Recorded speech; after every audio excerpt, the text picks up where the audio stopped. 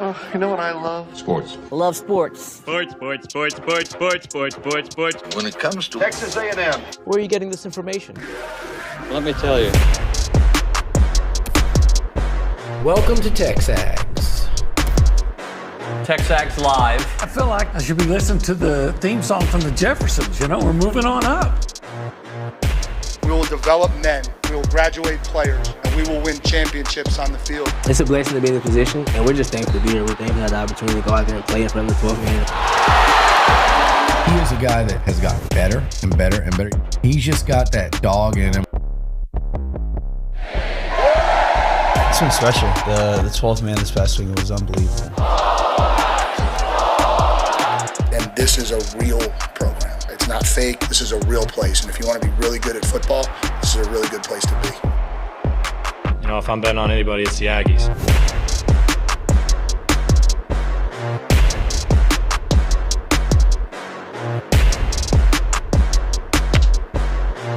Buddy, today's Tuesday, and by now we've turned the page for the next week. But you weren't here yesterday. No. Excuse me? No, I wasn't. Hello, Quiet Storm, Olin Buchanan. Hello, sir. Quiet Storm. Yeah, you could be an R&B DJ. Okay. Little Luther Vandross, Teddy Pendergrass. Can you give me an intro? To Luther Vandross? Yeah, a song. I could do Barry White. Give me some Barry White. You know Barry White? Of course. Who doesn't? He goes, can't get enough of your love, babe. Your voice is very deep. No matter how I try. And by the way, if anybody's asking, just allergies. That's it. Yeah, it is. And when I get sick with allergies, my voice gets better. Yeah, you sound good. I'm a little jealous. Well, let me tell you, this is really funny. So Sunday night, my wife, she's in the shower. She said, hey, she was expecting a business call. If you get it, just let them know that I'm getting out of the shower. But I saw her phone ring, and it was her sister. Okay. My sister-in-law, Dilbia. And I answered the phone. I just said, yeah, she's in the shower. And Dilbia says, well, who is this? I said, who's this dude in my house, my sister's house? It's Olin. So, okay, because, I don't sound like me. Yeah. And so she was just appalled that somebody she thought was in my house while Irma was in the shower. A random man. Anyway. Which makes me feel good about my sister-in-law anyway. She's got your back, buddy. Yeah. So, Olin, let's talk a little about the weekend, because you didn't get a chance to react to it. Oh, gosh. Highly disappointing. When you're in all three games against an arch rival, and you have a chance to win all three of them, but a great chance in the last two, and you're not able to pull it out, mainly because it's not what Texas did so much as what you did. There was the big error that led to run score from third base. You got the lead, and I think it was a 2-run lead on Sunday, and your top reliever comes in, and I can't remember if he walked 3 in a row or if he walked 2, and then the next guy came. But you're like, I hesitate to say this, but I'm going to, and I'll wear the black hat and be the bad guy. This has happened a lot this year. Failures to get big hits in situations. In that Sunday game, right? They scored 2 runs in the first, but still had guys on base with nobody out, and couldn't get add to it. I know there's a guy from my old hometown. He's former NFL player Max McGee, caught the first touchdown in the first Super Bowl, and had this reputation for being a hellraiser and a carouser. And one time he was asked about that, and he said, when it's 3rd and 10, you take the milk drinkers and I'll take the whiskey drinkers every time. Meaning that, those hellraisers are the guys that, when the pressure's on, they're ready. They come through. And I can't help but wonder how many whiskey drinkers they have.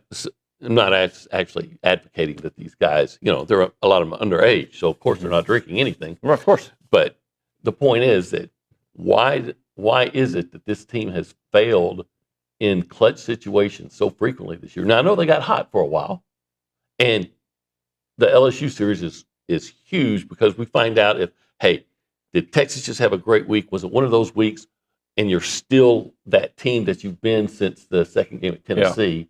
Or do we say, hey, they got on a hot streak, but it wasn't who they are. So this next series against LSU is so critical in finding out which way the season is and who this team really is. I'm going to need my whiskey glasses, OB, to see the future. Little Morgan Wallen song, just like it. Yeah. Okay. You like that song? Yeah. You familiar? I'm familiar with Morgan Wallen. I'm not. Yeah. So I said this yesterday, so I'm not going to spend a long time. I hate losing to Texas. Everybody does. I think this year has been unacceptable. Unacceptable to lose to your rival as much as they have, right? And their first year in the SEC, all the stuff, all the stuff we talked for over a decade, right? And A&M as a institution, as a program, has not backed it up on the field. Now, a calendar year ago, A&M eliminated Texas from the College World, from the regionals. Excuse me. So, like, these things can have a short life, but right now, I feel like I'm reliving the same nightmare over and over. A chance to win in football, a chance to win twice, 2 out of the 3 times in basketball, a chance to win 3 times this week. It doesn't matter. Get it done. That's where I'm at. And you know, I see. I really hate this, and it's not. I think it's even a minority of Aggie fans, but taking the spin. Well, hey, Texas is number 1, and we almost beat them 3 times on the road. And I'm like, look, A&M is not supposed to stand for almost, right? I am never going to celebrate a moral victory unless I have a team that was like what Bucky McMillan is having to do. If he goes out, and plays a number 1 team down to the wire, I might say, hey, that's a moral victory. I can feel good job, about guys. that. Yeah. But when you were the number 1 ranked team in the country to begin the season, I'm not going to celebrate that, or even look to be placated by the fact that you almost won some games, some games that you had a great chance to win but didn't come through. No, it's. I just hope that we get to the point where anybody will be satisfied with moral victories. Yeah. Almost beating Texas doesn't make me feel any better. In fact, it kind of makes me feel worse. Yeah. I don't know if I would rather get blown out. I just win. At the end of the day, I don't care how you win, just win. Just win. That's all that matters to me. Let's move on to some SEC football power rankings, because I know you love to talk football. All right. So these power rankings are just off-season chatter, right? Yeah. They don't mean anything. Nobody knows jack, all right? We know a lot, but nobody else knows Texas anything. number 1?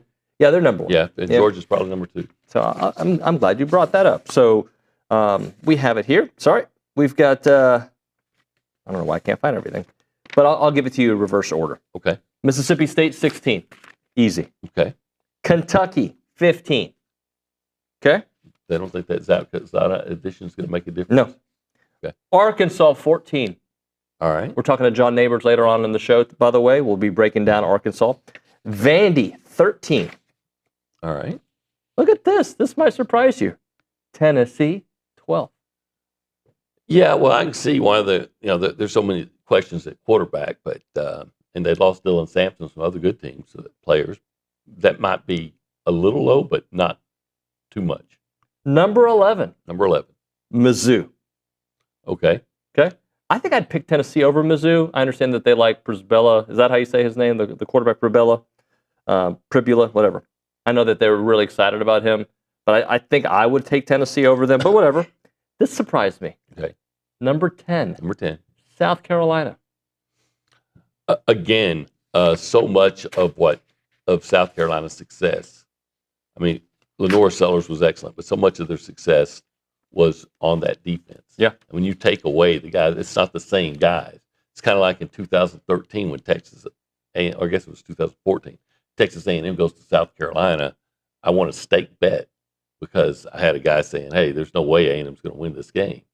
And he said, hey, I give you 7 points. I said, great. He said, the line's 10. I said, I won't need 7 because that wasn't Jadeveon Clowney and Sheldon Quarles. And maybe South Carolina has some guys waiting in the wings on defense, but I doubt if they're as good as the guys they lost. Now, I know you don't know the answer to this. Okay. So I've gone through 6 teams. I have not mentioned Texas A&M. Right. Where do you guess A&M will be on this list? Okay. Well, Texas is Not one, what you Georgia's think. 2, What you think? Alabama's 3. They'll put LSU ahead of them 4. Probably around 8. Okay. Well, we're about to find out. Okay. What do you guys think? All right. We're going to get to it. Number 9. Number 9. Naughty number 9. Auburn. Okay. Okay. All right. Big losses on defense. Mm-hmm. I think they had some pretty significant losses in their offensive line. That good tight end Fairweather, he's gone, and even though they have good receivers, They got great receivers. Yeah. Andre Lambert Smith was their leading receiver last year. He's no longer there.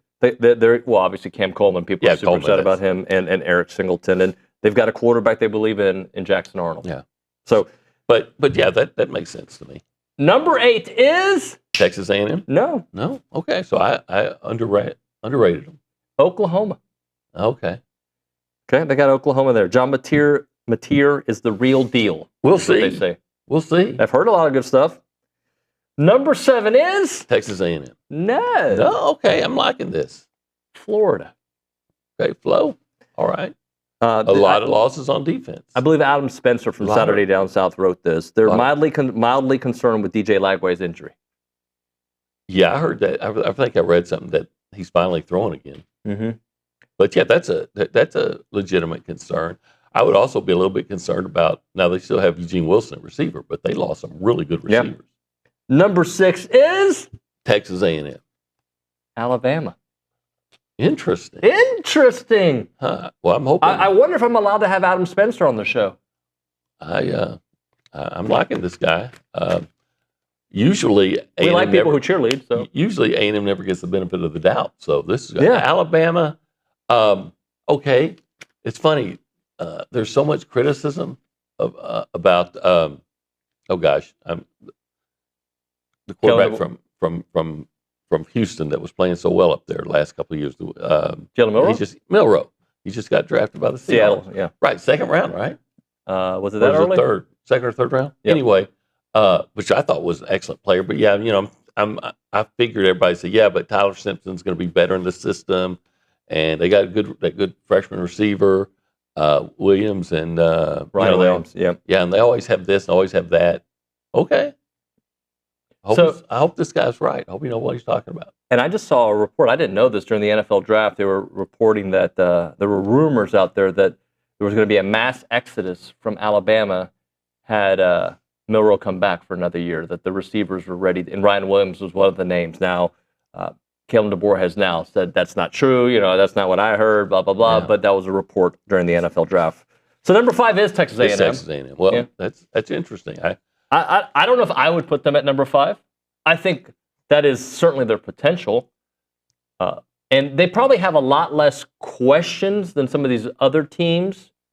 They got questions. I'm not saying that they don't have, but I think we've seen they just need to improve in certain areas. There's not new people, and I know there's a lot of new people on the defensive line, sure. But some of the other positions, offensive line, quarterback, I don't need to see that much more from the wide receivers. I don't need to see much more from the running backs. I think they're solid there. Well, I've been saying for a while, I expect A&M's going to average between 30 and 35 points a game. I, for one, am very high on Marcel Reed because I'm expecting him to get better as a passer, and I love what he can do off schedule. Casey Concepcion, Mario Craver, they've added some speed to the receiving cores. We all know the offensive lines come back intact. Bocature, I think, is going to make a big deal. And then, of course, you got all SEC Le'Veon Moss and Ruben Owens. The defense. Is the defense going to be, are you going to lose 3 guys taken in the first or second round of the draft and be as good on defense? Sure. And the answer is they might be, because, quite frankly, how productive were those guys, especially in November? And now Mike Elko's going to be, calling plays on the defense, and that gives you a lot more optimism. But you got to prove it on defense. If they're good on defense, they could be higher than 5. Number 4, Ole Miss. Okay. People like Austin Simmons, the quarterback. I find that a little bit surprising. Yeah, I do too. Georgia, number 3. Okay, Georgia's 3. Yeah, losing 13 players to the NFL draft, including 3 first-rounders on defense. They're still loaded. Yeah, we kind of expect that. LSU's number 2. LSU, number 2. They really like what they've done in the portal. Didn't they just pick up another DB this week? I believe they did. a 4-star. So they're excited. And then Texas number 1. I don't think LSU's going to be bad. I think they're going to be what they've been. I do too. 9-3, 8-4. I think LSU closer to 9-3. I think, and this will maybe come back to haunt me. And if it does, my son will be the first to give me a hard time about it. But I think LSU is becoming like it used to be for Texas. No matter what your situation is, no matter how you lost, that you get overrated. Yep. And again, how do you lose 4 guys that were taken from that offensive line, taking the draft, including a first rounder, and say you're going to get better on offense when your quarterback, like most quarterbacks, becomes insanely mistake prone with pressure? By the way, a couple thoughts on the Texas writing. And I don't know. I don't follow them closely enough to know, but they lose Quinn Ewers, Matthew Golden, Kelvin Banks, Jade Barron, Andrew Makuba, whatever. And they've got a new quarterback who's got all the praise and hype that there is. So I understand that. They got a great backfield. They can run the ball for sure. Well, maybe. Yeah. Well, we'll see. Yeah. Because there's massive losses in the offensive line. And I don't care how good your running back is, if he's not getting, excellent blocking, he's going to be compromised. And they have massive losses on the defensive line. And, in my opinion, for what it's worth, not much, but championship caliber teams are built from the lines out. 100% agree. By the way, this is TexAgs Live. We are presented by David Gardner's Jewelers. We're in the Rollo Insurance Studio. It is the Go Hour presented by the Warehouse at CC Creations. David Nuño, Olin Buchanan, Tuesday, April 29th, 2025. And we are currently hanging out in a little area that we call the Cool Zone, the Holistic Planning Cool Zone. And they can take care of you with your taxes, your estates. They can take care of you if you're trying to buy a pro sports team. They actually can help you do that. Yeah, you can invest in it. I didn't know who to call, but now I can go to investinprosports.com to do that. If you want to be a part of the conversation, call us up, 979-693-1150. You can call us up. That's the Buppy's Catering Hotline. We didn't take calls yesterday. I know some people wanted to call and vent. You can do that here this morning, or you can text us at 979-693-1150. We go around the room. We say hi to the people. Behind the glass is our friend, Nick Savage. Hi, good morning, y'all. Hey, buddy. Well, first things first, I'm jealous of OB. That's fabulous voice. I wish. Yeah. I wish I had it all the time. I do too. It's funny that you made the observation, like, oh, when I get sick, I sound better, and it's the most true thing I've ever heard. Wow. Listen to that. Yeah, thanks, Nick. Well, you said it, OB. I can't deny it. I can't. I do sound better when I have this issue. You sound like the guy from Boys II Men who doesn't sing; he just talks deep. That's who you are now. I think I sound like the guy who was the bass for the old Oak Ridge Boys when they sang Elvira. Do you remember that? Of course, I'm the guy that goes papa mao mao, papa mao mao. I hope we hear that. Is Sam Elliott the one? Is he in a bunch of westerns and does the Coors Banquet beer? Yeah. He was in 1883. He was awesome. Yeah. The movie Mask, just to name a few. He was in that, wasn't he? Yeah, he was the dad. He was in Roadhouse. He was in Roadhouse too. Yeah, that hurts, don't it? Yeah. Have you seen the Roadhouse remake? No. Do me a favor, never in your life watch that. 2 hours of nothing. Not even nothing. Not even the kicks and nothing. Not even Conor McGregor. Like he in fact he was the worst part of the whole thing. Okay. There was like CGI for fighting. It was just terrible. Never ever watch that movie. I won't. Thank you. Shall we check in at the Angry Elephant News and Social Center? We shall. Reed Neal's there. Reed, tell us something good. All right, so first thing I got for you. No hello? No, hey, David, how are you? Nothing? Well, you said you just kind of you didn't say hi. You just jumped into it. I know. I just kind of. I say hi to this. It's fine. Yeah. So y'all were talking about Jalen Milroe. He was drafted in the third round 92nd pick overall. Just to throw that out there. And then yesterday, Lauren Nguyen was qualified for the 80th U.S. Women's Open. Nice. She earned one of the two only available spots for amateurs after placing second in the St. Clair Country Club qualifier yesterday. Excellent. Okay, give us one more bit of news and then we got to move on. Well, I can just keep adding on to that. She shot 2 over 144 on the par 71, and then she shot just 1 over 72 on both rounds. Thank you very much. Obi, I want an announcer man voice that you have right now, okay? All right. Okay. I'm going to give you a little bit of the copy. Okay. And I just, in your best announcer man voice, do you need glasses? I'll just any one of those. Any one of these? Any one of these. Because I want to learn about it, 1775 with that amazing voice. Well, 1775, Texas barbecue isn't just a restaurant. They're a family bringing generations of Texas barbecue tradition to your table. Veteran-owned and family-operated with pitmasters brothers Brad and Brandon smoking prime meats of perfection, Mama Belinda crafting mouth-watering sides and desserts, and the whole family ensuring your experience is unforgettable. Their dedication earned them a spot in Texas Monthly's top 100 barbecue joints.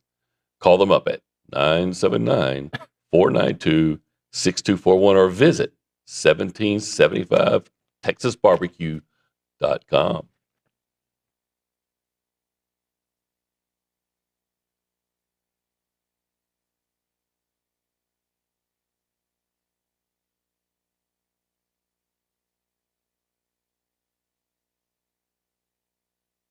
What's up, TexAgs? This commercial break is brought to you by my good friends over at Aggieland Chevrolet, the official automotive sponsor of TexAgs.com and me, Billy Lucci.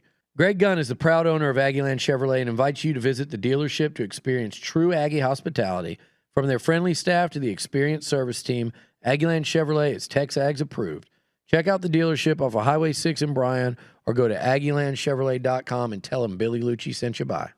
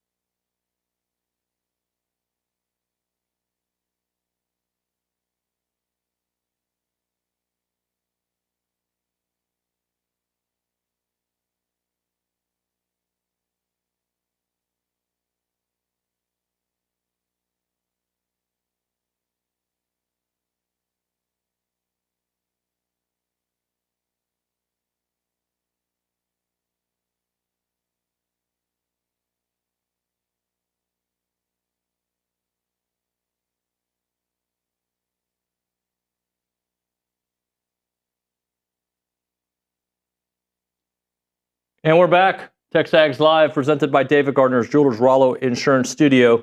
Breaking news. All right. Go Hour, presented by the Warehouse. Did I say that? Breaking news from Luke Evangelist. Oh, there must be a basketball player. Texas transfer forward Jamie Vinson commits to Texas A&M. 6'11", 225 pounds, averaged 2 points and 1 rebounds last year while shooting 75% from the field, 100% from the three, 50% from the line. I'm assuming he didn't play very much, but looking forward to having another big body join Bucky and the boys.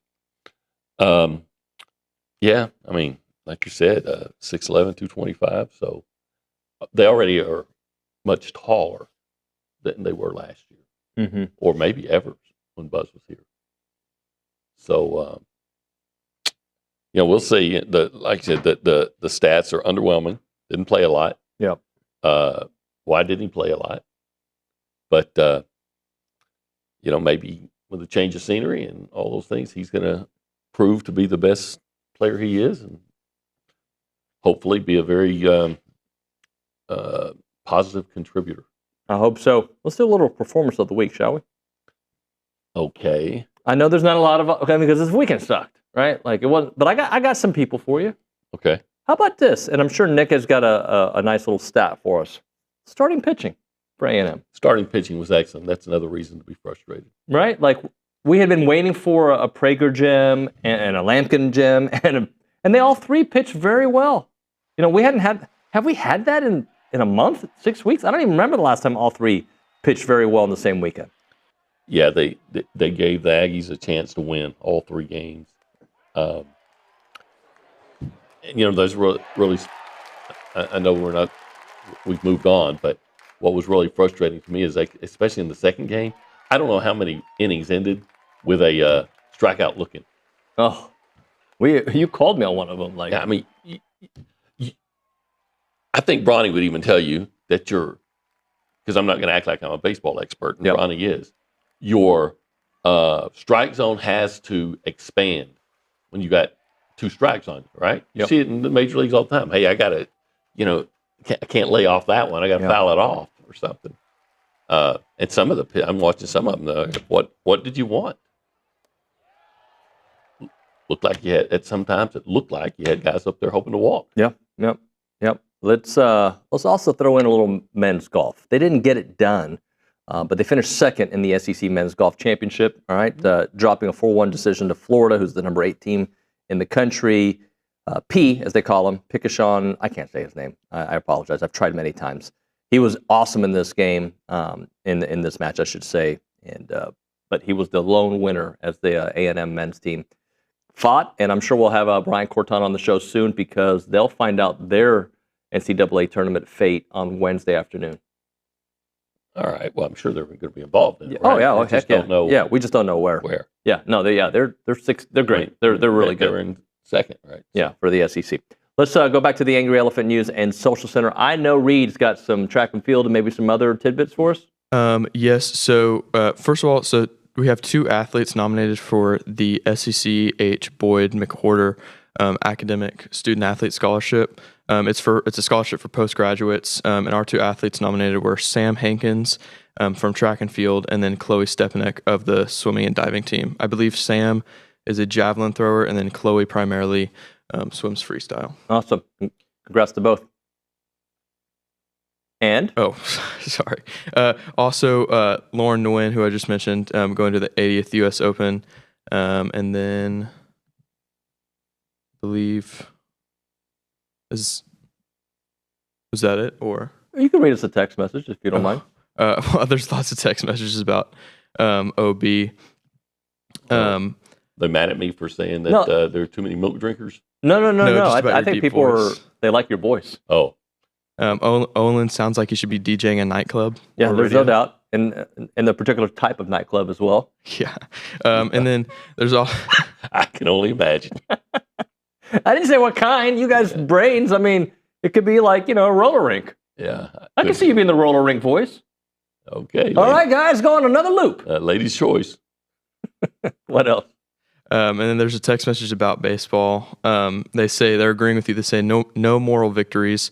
But I will say this: Texas had less to play for. Our guys had a lot to play for. I felt like we were pressing, and Texas pitched to that. As much as I dislike Max Wiener, there's no doubt he was the difference in that series.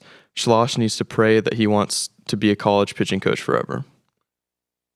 Yeah, I can remember when they walked the bases full, still had the lead, and the bases loaded. And it seems like I might be wrong on that. It seems like it was somebody at the bottom of the order. Maybe it wasn't. Maybe it's the bottom of the order that got him. But, just a base hit right up the middle, right between the second baseman and shortstop going, and it scores 2 runs and gives them the lead. And I think, Cole, man, I'm having so much memory issues today. The outstanding right fielder who's been hurt all year. Ken Sorrell? Sorrell, gosh. Excuse me, people. I'm sorry. Sudafed happens. Things happen. But, he had the home run and tied it right back up. But, that's what A&M needs. They need that guy when the chips are down and you got a chance to make a big play and get guys in, finds that base hit. Let's do this. Let's hit at least puts it in play. Hey, real quick, David, somehow they haven't been mentioned yet, but Aggie women's tennis, number 2 overall seed, they're going to be hosting UC Santa Barbara, Rice, and Quinnipiac in the NCAA tournament. And Aggie men's tennis, the number 16 overall seed in the country, they're hosting Baylor, Rice, and Nebraska. So both Aggie men's and women's tennis going to the tourney. That's right. And Mary Stoyano is going to be on this show on Thursday at 10 a.m. Man, she's spectacular. She is. Yeah. She is spectacular. There's no doubt. All right, let's hit a break here. We'll come back with Charean Williams. Draft. She's spectacular. She is great. Draft. Texans. Yeah. Cowboys. Shadur. Aggies drafted. Okay. Basically, a lot of the same topics mixed up into different stuff. All right, we'll do that on the other side. Right now, insurance decisions should not be made in 15 minutes. That's why you need to reach out to the good people at Rollo Insurance. Their group builds these lasting relationships through education, helping you understand what you're buying and why. Expertise in everything from home and auto to the business side of insurance, specialty coverage. Their independent agents provide options tailored to your specific needs. They take time to explain the policy in plain language, ensuring that nothing is left to your mind to wonder about. There's no doubt they're going to make sure that you have this thought, and the educational approach will empower you to make informed decisions about protecting your family, your home, and your business. Many of their clients discover that better protection at competitive rates simply because they finally understand what their options are. That's why you need to reach out to the great people at Rollo Insurance. Experience the difference at any of their 60-plus Texas locations, and they're really all over the country. Visit rolloinsurance.com/TexAgs or call them up, 888-44-ROLLO. That's rolloinsurance.com/TexAgs or call them up or check out the website. Sorry, just do it all.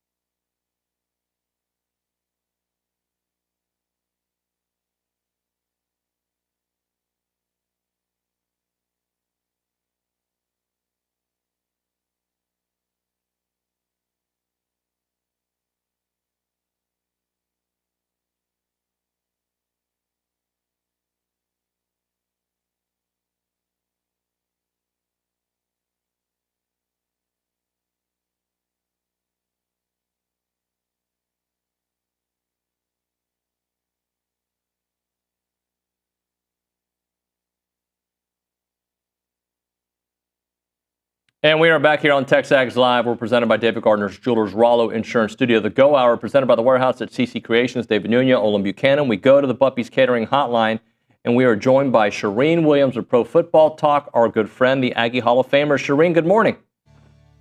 Good morning. How are we doing today? Doing well. I'm okay, I guess. Kind of. Not really. Yeah. Sort of. Yeah. Maybe. I take bad weekends hard, and I enjoy the good ones too, So it's an emotional roller coaster being an Aggie.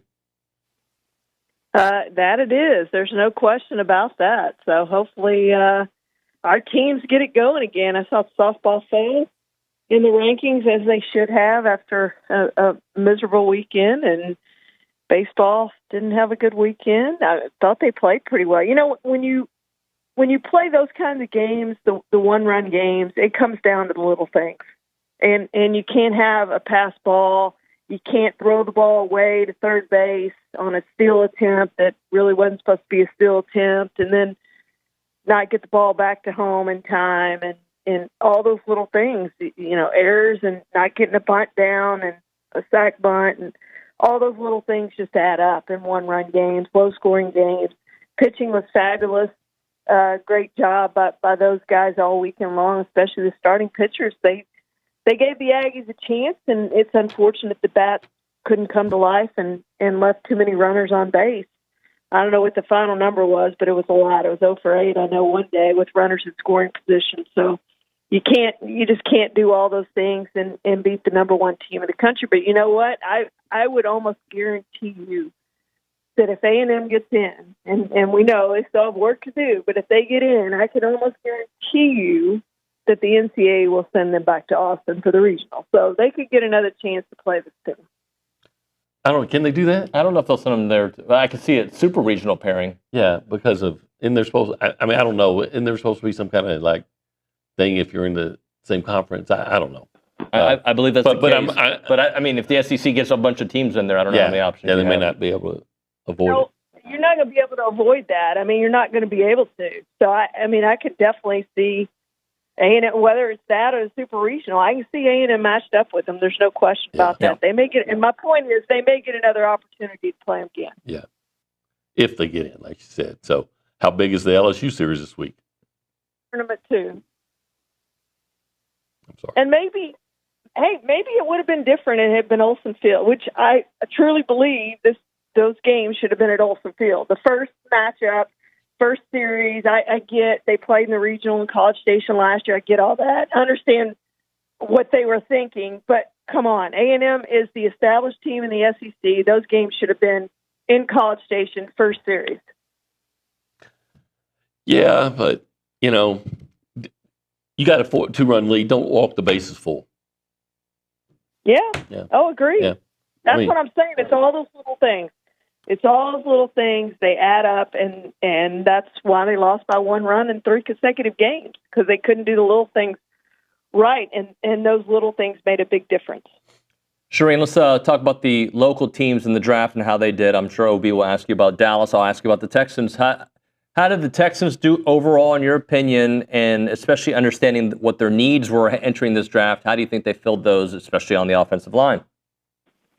Yeah, I think they had one of the better drafts. If you're going to, you look around at people who rank. Now, we never know, but when you start ranking what they did and the grades that they got, they had one of the better drafts of any team. There's no question about that.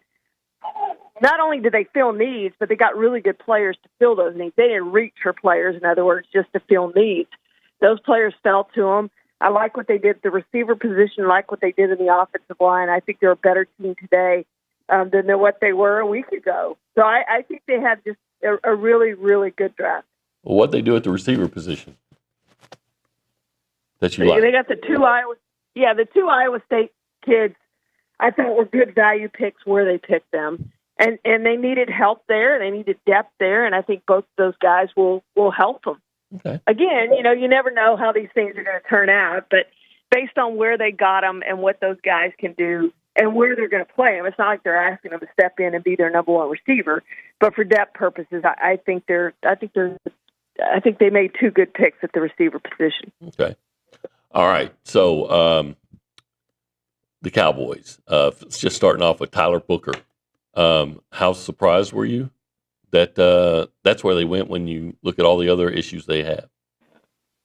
Yeah, I agree with you. Ted McMillan was going to be their pick if he was there. Obviously, he wasn't there. Panthers picked him 3 picks earlier, the receiver from Arizona, and he's going to should be a good receiver in the NFL. And that was, to me, that was the Cowboys' biggest need because they didn't really. They got Paris Campbell, but honestly, they didn't address that position in free agency.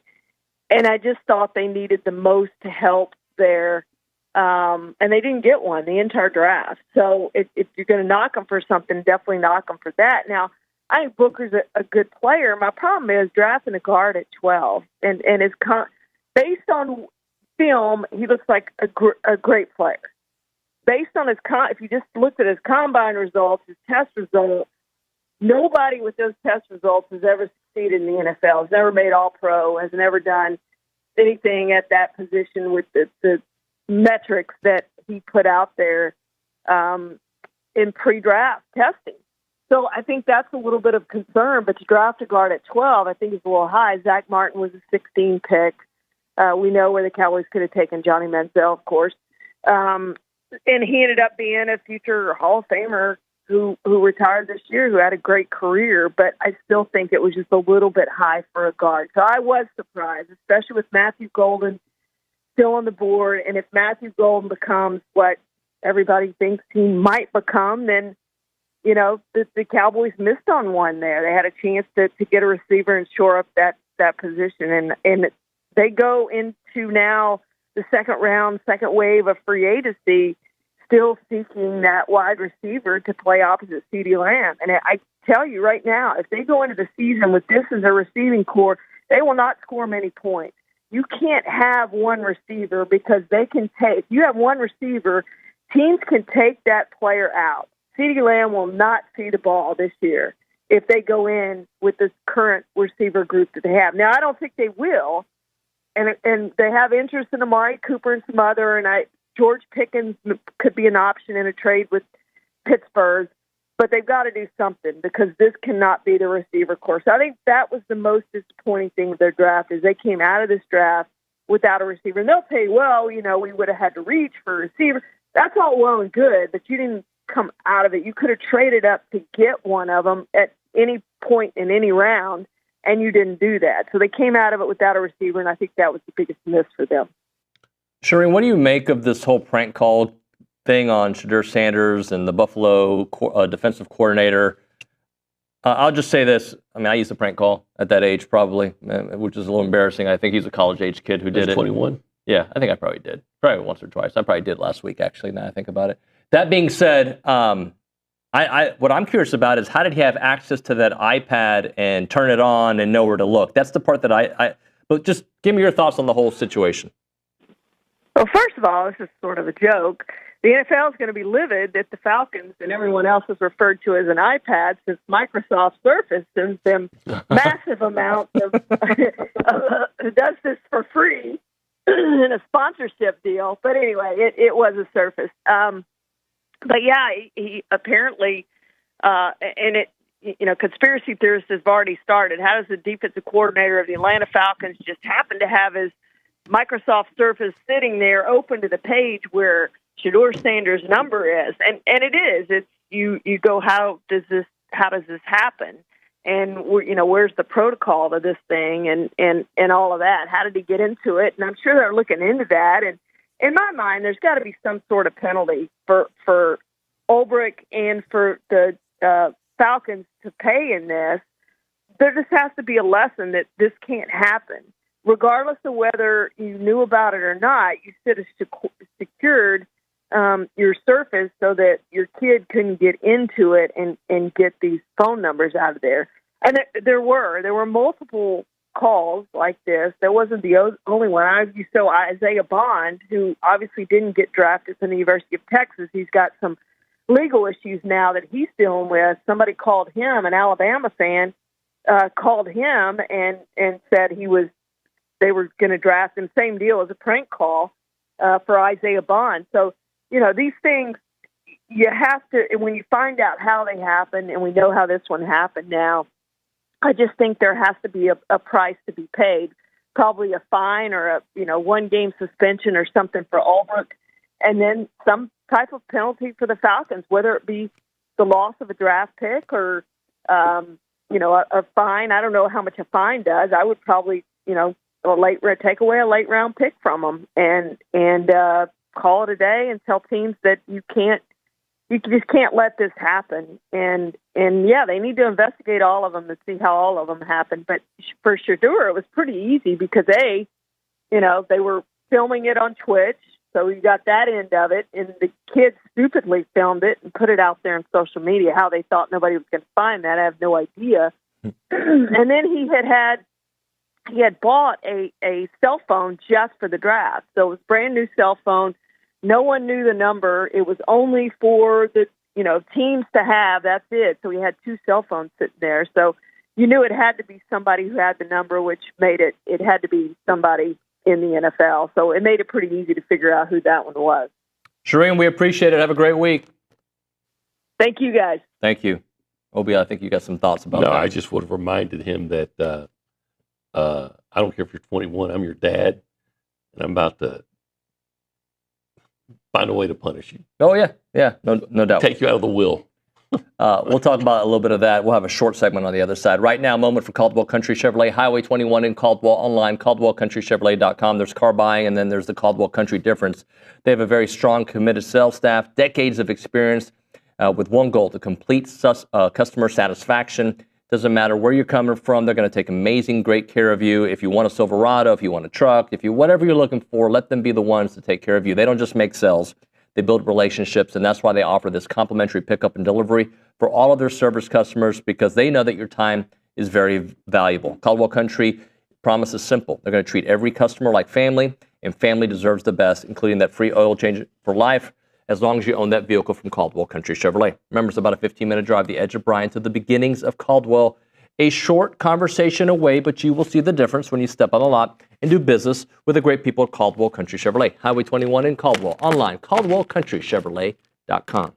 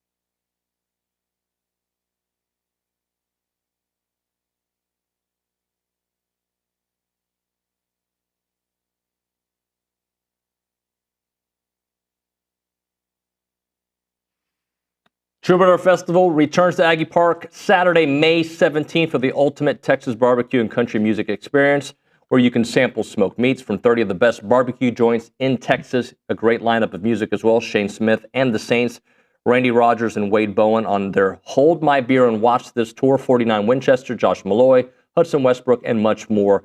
Tickets are on sale now at troubadourfestival.com. OB, going back to that prank call thing. Yeah. Couple things. If my kids did that, as you were talking about, I almost feel like for that to be like a reality, Dad had to know what was going on. I don't know. I'm just guessing. Like, how do you not know? Like, all right, just don't get me in trouble. But I will say, I used to prank call people on the radio.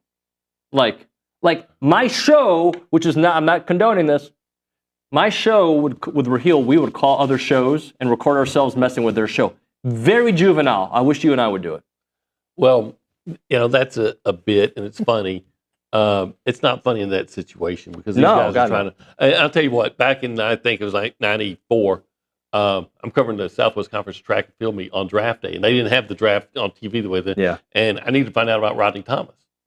And I called him, and he answered the phone like this, "Hello," and I realized how big of a moment it was, and he hadn't been drafted yet, and so I had to explain. And I felt to this day, I feel bad about it. So I just think there's just with all the social media and TikToks, everything, there's just this thirst to be outrageous. Yeah, I agree.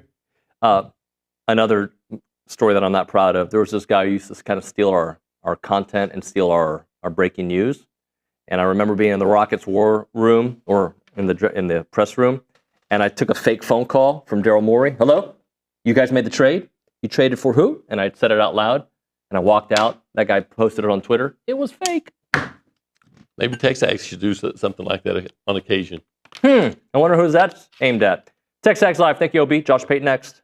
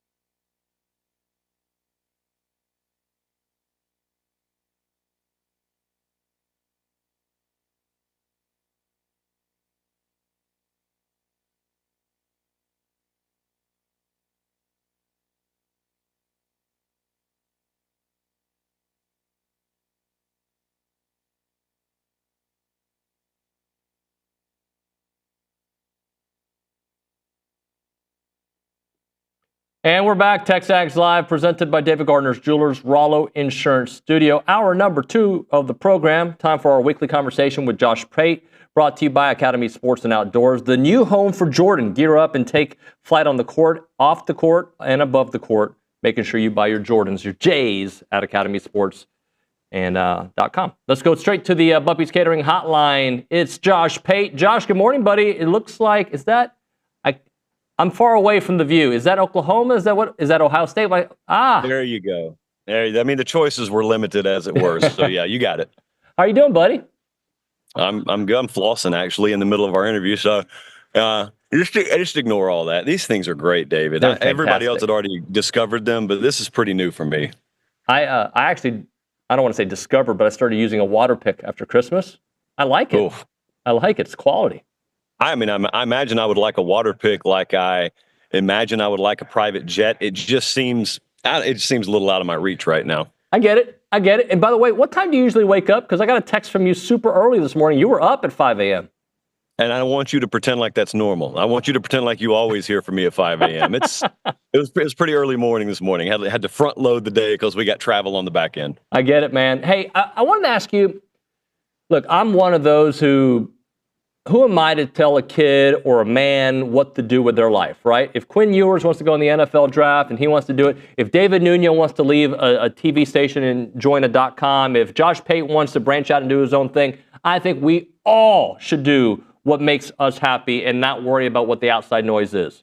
That being said, is Quinn Ewers maybe, I feel like I'm talking on both sides, just another example of, hey guys, leaving for the draft, it's not always that great because there's an opportunity to still develop, make money in the transfer portal that you may never see again.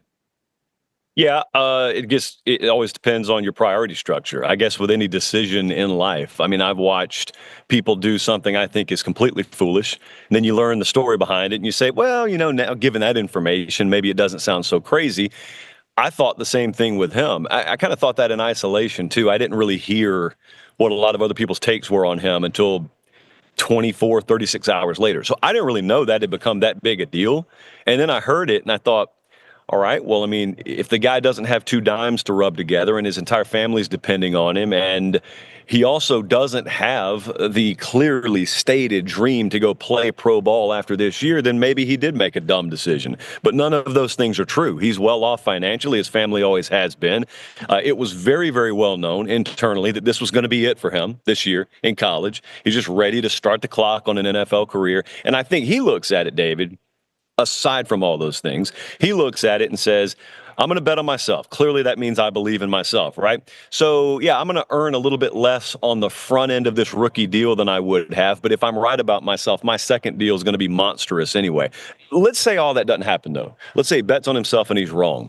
You know as well as I do in that state what it means for the next 40 years of your life to be able to just purely market yourself as a former Texas quarterback, or in College Station, a former Texas A&M quarterback, instead of I played at Texas and then transferred somewhere else for my last year. It just doesn't ring the bell quite as much on the public speaking circuit down the road. And again, I know, most people watching this know, over the long haul, that nets you a whole lot more monetarily than he may have left on the table NIL-wise for one more year in college. The mercenary angle of college football, or college sports, I should say, bugs me. I get it, though. There's certain players that will probably never make it at the pro level, or at least at the NFL level. And in that example, I kind of like, dude, go play another year somewhere. I don't like when you are, quote unquote, a face of an era of a team. Yeah, I thought about that. I also thought about, I don't know if you were struck this way, but when I started hearing the criticism, I thought to myself, now hold on a second. Let's not view this in isolation. Let's view it in totality. So one of, I would say, the key complaints that many people have had about this sport recently is the M word, the mercenary angle. That's tied to money. That's tied to the portal and NIL, obviously. But it's also tied to the concept that there's really big money to be made playing college football right now. And so you've got a lot of bag chasing going on. Not to demonize guys, but to also tell the truth about it. That is what it is. Okay, so then you feel the way you feel about it. But I do question someone who has a problem with a kid who leaves Oregon to go to Michigan because they offered $750K per year more in housing and travel for family, etc. You criticize that kid for going and chasing the bag. You're also the same one criticizing Quinn Ewers for turning one down. And all I was trying to do, because I couldn't care less either way, all I was trying to do is figure out, where's the consistency in the argument? Or where's the consistency in the viewpoint? And you'll be shocked to learn I arrived at the conclusion that there really isn't any.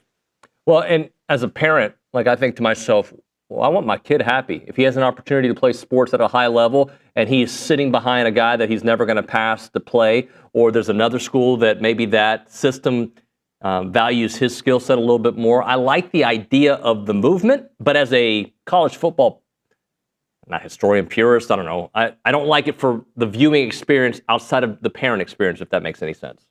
Yeah, I'd also say this. So everyone says everything is cyclical in life, which is not true, or the concept of a straight line wouldn't exist. But I do think there's an evolutionary nature to a lot of things, college football included. So I'm at Ohio State right now. Okay, they didn't just lose a kid in the post-spring portal. Bama will be there very soon. They didn't lose a kid in the post-spring portal. That wasn't always the story in the last few years, which begs the question, are guys starting to learn the lesson a little bit on their own? Or are they starting to observe their surroundings and realize, even without some rule saying they can't do something, maybe it's in my better interest not to do something, or maybe the highest bidder's not winning at the same percentage today that it was 5 years ago, or they were 5 years ago when this whole thing started. Talking to Josh Pate here on TexAgs Live. Josh, I'm going to ask you an impossible question because there isn't a real answer, but I think there's a gauge, okay? What do you think the number of guys drafted should be to be considered a playoff caliber team? For instance, what was it, 13 for Texas this year? Georgia had 12 this year. In years past, Georgia's had anywhere between 8 and 12. I tried to look up some numbers of this year's playoff teams and others throughout the years, and obviously it's an expanded playoff this year. And I keep thinking like A&M had 3 guys drafted this year. Even though they had a chance for the playoffs, they had 3 guys. Every year is different because you don't know the cycle. You don't know how many guys from that class are ready to move on.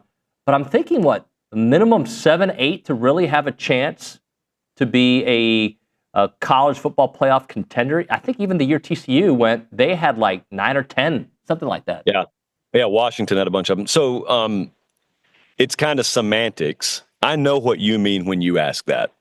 To get semantic with you, you could have a star quarterback and somehow make your way through the Big 12, win the league, and make the playoff. But what you're really talking about is the ability to compete for a title. And so to compete for a title, you're either talking about sending 8+ guys to the league, or you're talking about not doing that, but the entire headline is all your guys just came back. You know, Michigan did that a few years ago. Ohio State did that last year. That's why they sent a surplus to the draft this year. I'd say you've got to pretty consistently be doing that. That's the other thing about that, David, is probably not 1 year. It's probably year over year over year, which is indication of program over team.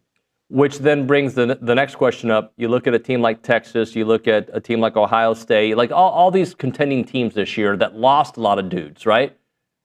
The reason that they're still rated in the top 5 or 10, Georgia, for instance, with a brand new quarterback, like Texas, a brand new quarterback, is because, at least for Georgia standards, they consistently lose guys and replenish those guys.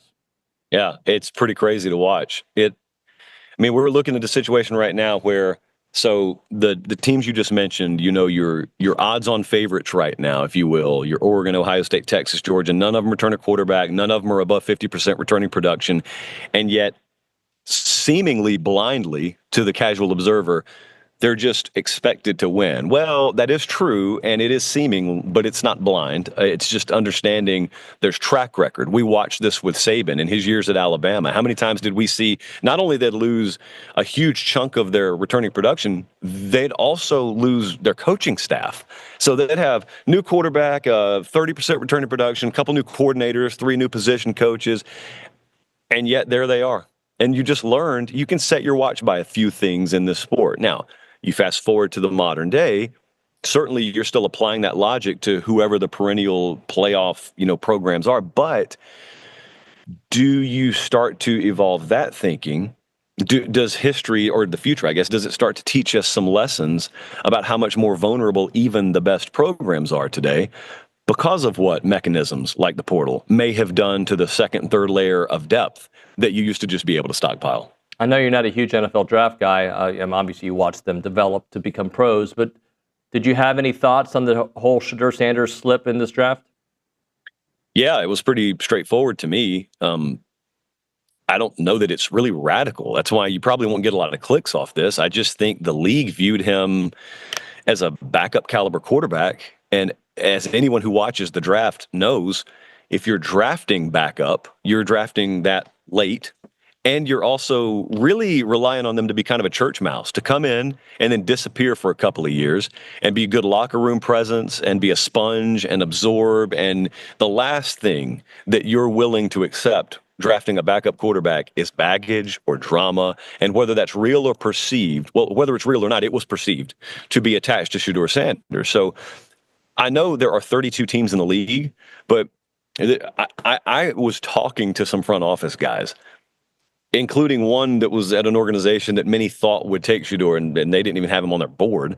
And they said to me, or one of the guys said to me, you really need to think about this as what is the market for him? Because it isn't 32 teams. And then you get later in the draft, and it's probably 5 or 6 teams that are even willing to consider the idea.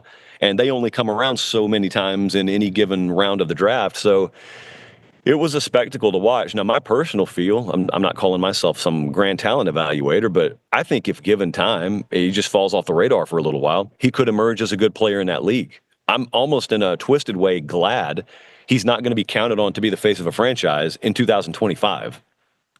I watched some of the videos with him, and I actually thought he handled all the drama, if you will, with a lot of class, considering the prank call and slipping. And, we've seen other guys like just look humiliated. I don't feel he gave that vibe off. But I still think that the whole Deion angle, and I think Deion, not only was he he's a Hall of Famer, the greatest cornerback I ever watched play. I think what he's done with Colorado is going to be a case study for the way maybe this new era of college sports goes. But I feel like we've seen a couple situations over the last month where quarterbacks who are typically not drama positions, usually not a position of drama, we're starting to see drama with Nico, with Shedeur, and obviously at different levels.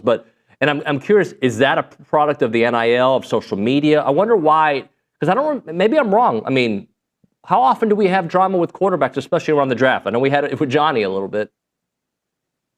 I think it's a product of people's camps becoming bigger, and that's kind of a byproduct of NIL. It's not the money itself per se, I don't think, at least. I do think it's a product of how many more people the money sucks into your orbit. That was the case with Nico. I mean, did you see Nico Iamaleava do a single interview? Did you see him give a single statement during that entire time with Tennessee? No, but yet there were several people who spoke anonymously and on the record for him, which creates, an entire hurricane of people talking about him. Notice it's always him. It's never the people associated with him. So the people associated with him create the conversation about him in the absence of him speaking for himself. So in a roundabout way, yeah, that's tied to money. That's tied to NIL. I don't think it's a direct result from it, but it is an eventual result from it. So you're there at Ohio State. I find their story to be kind of spectacular because they were my pick to win the national championship last year before the season started. And then obviously all the chaos that happened at the end of the season, losing to Michigan, and it was kind of like their rally cry, and then finding a way to win. When we write the story about Ryan Day, like, how much of that story is going to be the fact that he was able to stay above the noise and just get that team that year past all the naysayers? It's one of the things I'm most excited to talk to him about today, because I think that's the story.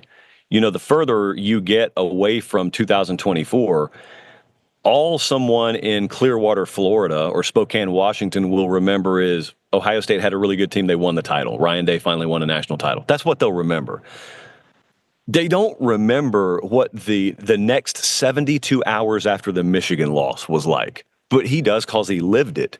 And so it's so easy when you know the way the story ends to tell it in this like fortune cookie bumper sticker type manner. I mean, Ohio State, no one was stopping them that year. Well, two teams stopped them last year. And then had they not gotten themselves off the deck in what was just an incredible coaching job, psychologically and physically, then there'd be a footnote. Well, there'd be a focal point of history for all the wrong reasons. And David, I don't know that story's really been told. Honestly, I don't think that is the kind of story you fully tell until your career's over. Because I guarantee you there's a lot of it that's still sort of kept in the briefcase over here. You can use it to fuel you. It calluses you a little bit. You become jaded towards some things. You become aware of other things. But you probably saw one of the best, or if you hate Ohio State, at least most intriguing stories that we've seen in this sport play out last year. And you may know 30 or 40% of it. James Franklin, another Big Ten team talking about here, disappointed with the potential roster limits. And I know that Claudia Wilkins, the judge in the House settlements, trying to make sure that is kind of, these players right now are grandfathered in. They got 10 more days to figure it out. But when you think about Penn State this year, they're one of these teams that every year I feel like we talk about them in a different way than we talk about A&M. Like, they got to break through. They break through. Last year, they came extremely close to breaking through. How close are they right now, Josh? Yeah, so the same story every year with them. You look and you say, that's about 4/5 of what I need from a championship caliber team. Where are the wide receivers? Answer is they're not there. Conclusion, Penn State's ceiling is that of being well below championship caliber team. They just went and got 3 of them out of the portal.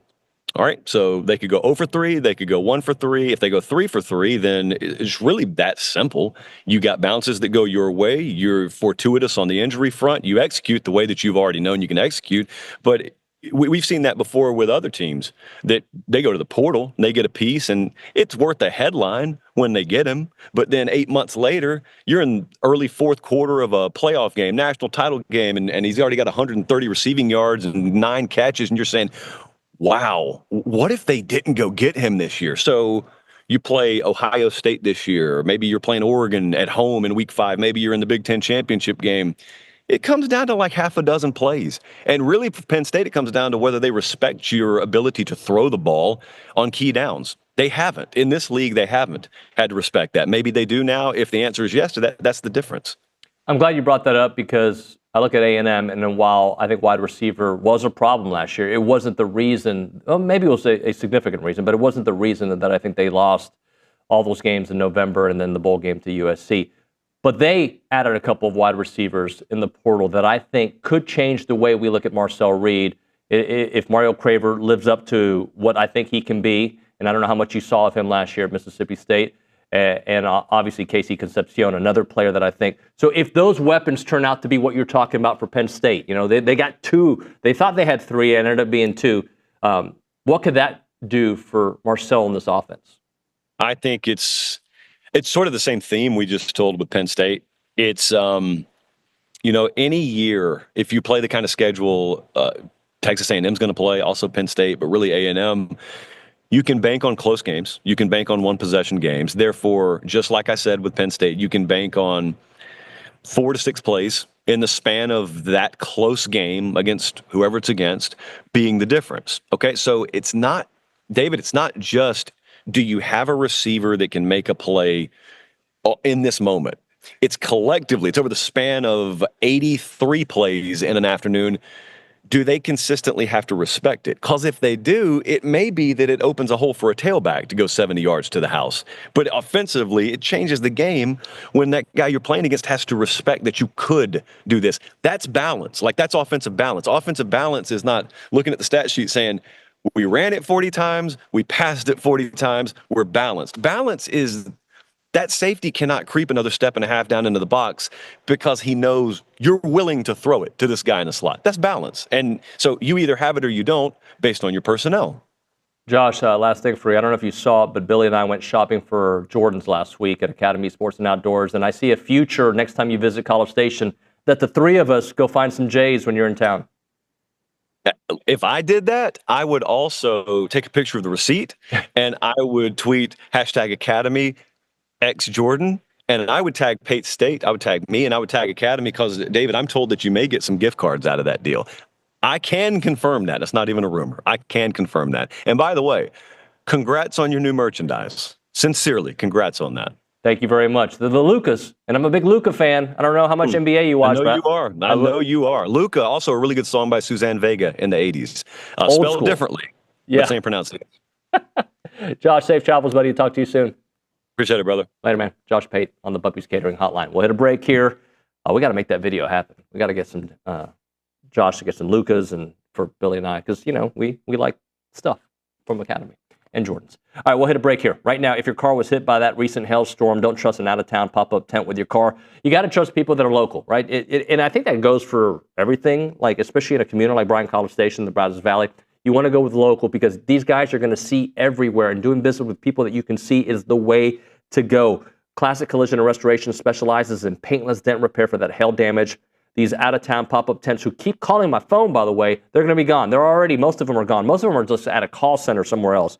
You don't want them. You want to let Classic Collision Restoration handle your insurance claim for that hail damage repair. Keep your business local. They've been around for over 25 years, and they have top quality auto repair. That's the Classic Collision way. They'll take amazing care of you. And don't just get your car fixed, get it restored with Classic Collision and Restoration. Aggie owned and operated by Doug Leopold, class of 1993. It is Classic Collision and Restoration. Call them up, 979-779-8399 or online at classiccollisionandrestoration.com.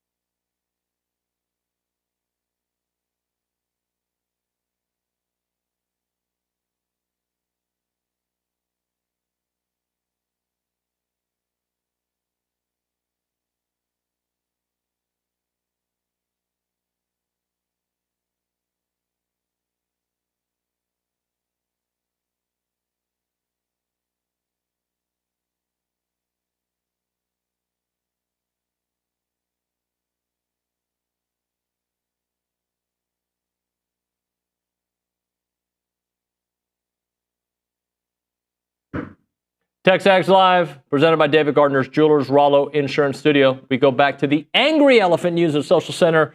Reed Neal's got some commentary for us. Yep, so I've got a couple YouTube comments for you, David. Okay. So David B. says, Dion didn't do him any favors by saying he will only allow certain teams to pick him, gave the leverage to the teams. Well, I've seen the Archie Manning and Eli Manning thing brought up, and the people are saying that wasn't a big deal. That was a big deal. I do believe that the difference in that situation is what they projected Eli to be. I understand some of the questions around Shedeur Sanders, and I understand that Dion didn't do him any favors. I kind of agree with that. But if Shedeur was Travis Hunter level of prospect, then I think he would have been drafted in the top 10. A couple things happened. Look, I can't speak for the collusion and all that stuff that people are making. I wouldn't have drafted Shedeur as a quarterback. But I actually later on in the show, I'm going to kind of go through my reasons why I think quarterback evaluations suck. Okay, they've sucked for a long time. How many times have we seen a guy be projected to be a first round pick and just be a disaster? Top 10 pick. It happens time after time. For me, I want my quarterback to be a leader, and I think I've been told that Shedeur is probably a pretty good leader. Right, his teammates. And I've read two. I hate when things become political and you got these two sides. Well, he's a terrible teammate. He's a great teammate. I don't know. I wasn't there. Whatever. Is he a good leader? How does he take in information and process that information? I think that is a big part of it. And can he make the throws? And some of these reports that I read about his inability, I think it was the New York Giants that Brian Daboll had gave him a couple of installations that he couldn't necessarily process. That's a red flag for me, right? When you've only been coached by one person, I think I'm correct. His dad has coached him at every level. Mm-hmm. Okay?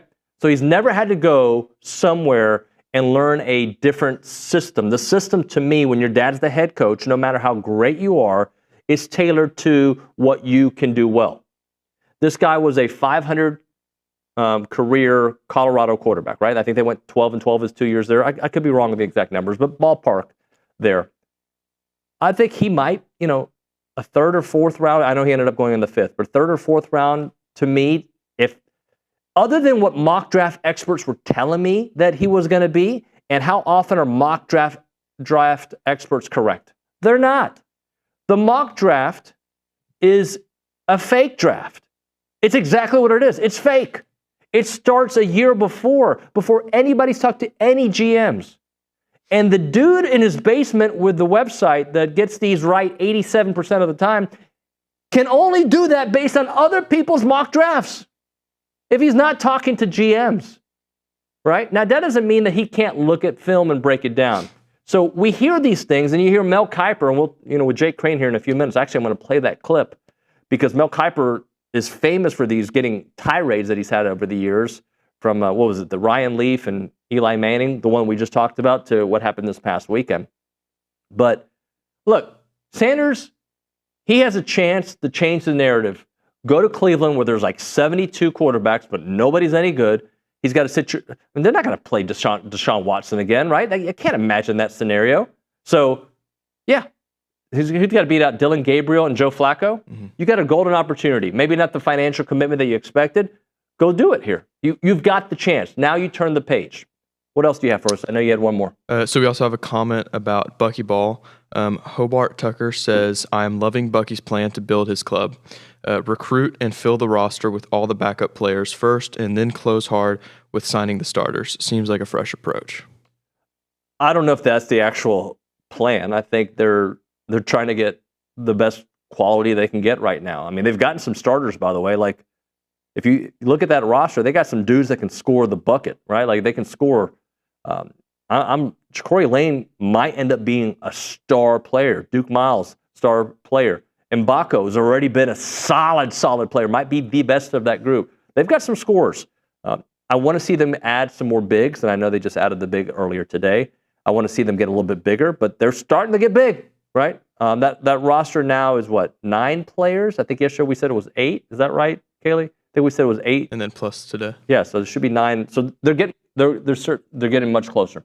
All right, we're going to continue football dialogue on the program because Jake Crain, the Crainiac, going to join the show.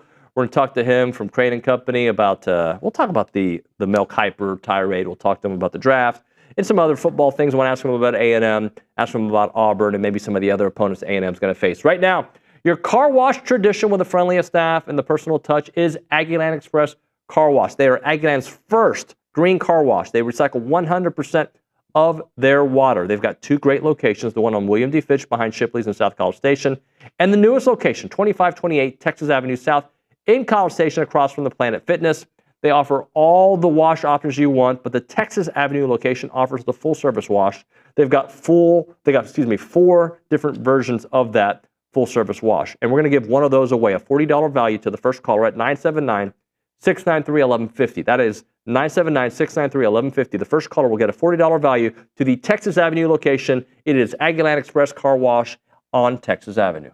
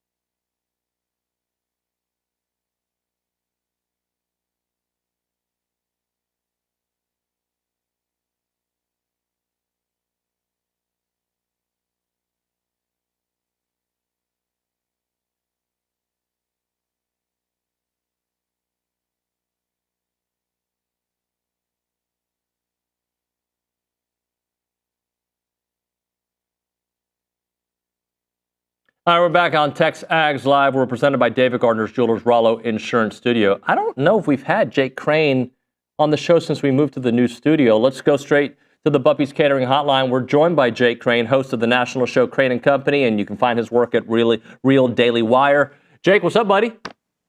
Man, David, what is up, dude? It's great to talk to you. The studio looks fantastic, man. I just sit in mind to just maybe have somewhat of a close studio to what you guys have, but congrats on it. Thank you very much, man. I'm so happy to talk to you. So, look, I'm going to be very honest with you. Some of these stories I'm going to bring up are not dated. I think you can talk about these stories all week long, but yesterday's show, we focused on A&M baseball because of a bad weekend against the University of Texas. So some of these things I want to bring up because I know you've got a fresh perspective. I want to bring up the Mel Kiper rant, and you and I can just go back and forth a little bit on it. Let's play a little bit of that snippet of Mel Kiper on Saturday, I think it was, when Shedeur Sanders, I think, had just gotten drafted.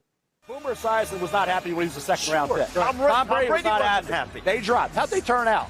And you know what? My point nobody's arguing that can happen. Race, the NFL has been clueless for 50 years when it comes to evaluating quarterback. Clueless.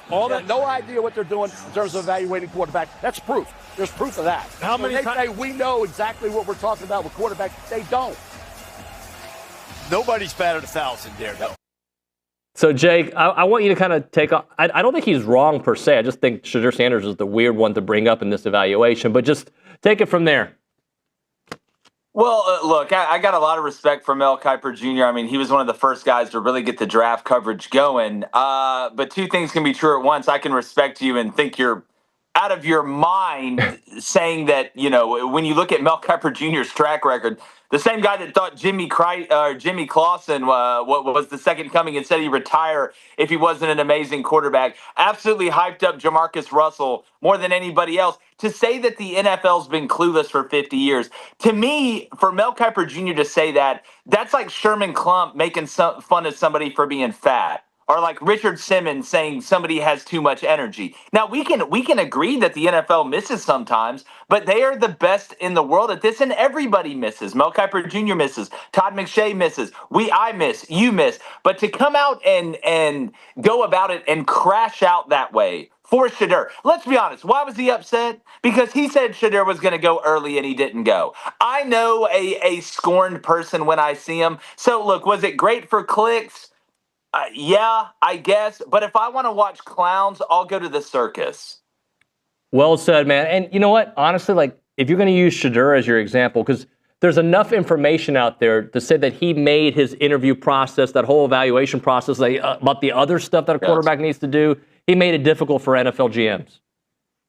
Yeah, I mean, look, it's just like dating in the real world. Like, you can get away with having a bad personality or no personality if you're really good looking, but you can't just be okay looking and have an awful personality. Like, that's what, if the NFL, I mean, how many times have we seen guys get drafted that are just because they're so talented and they think they can fix the off the field issues?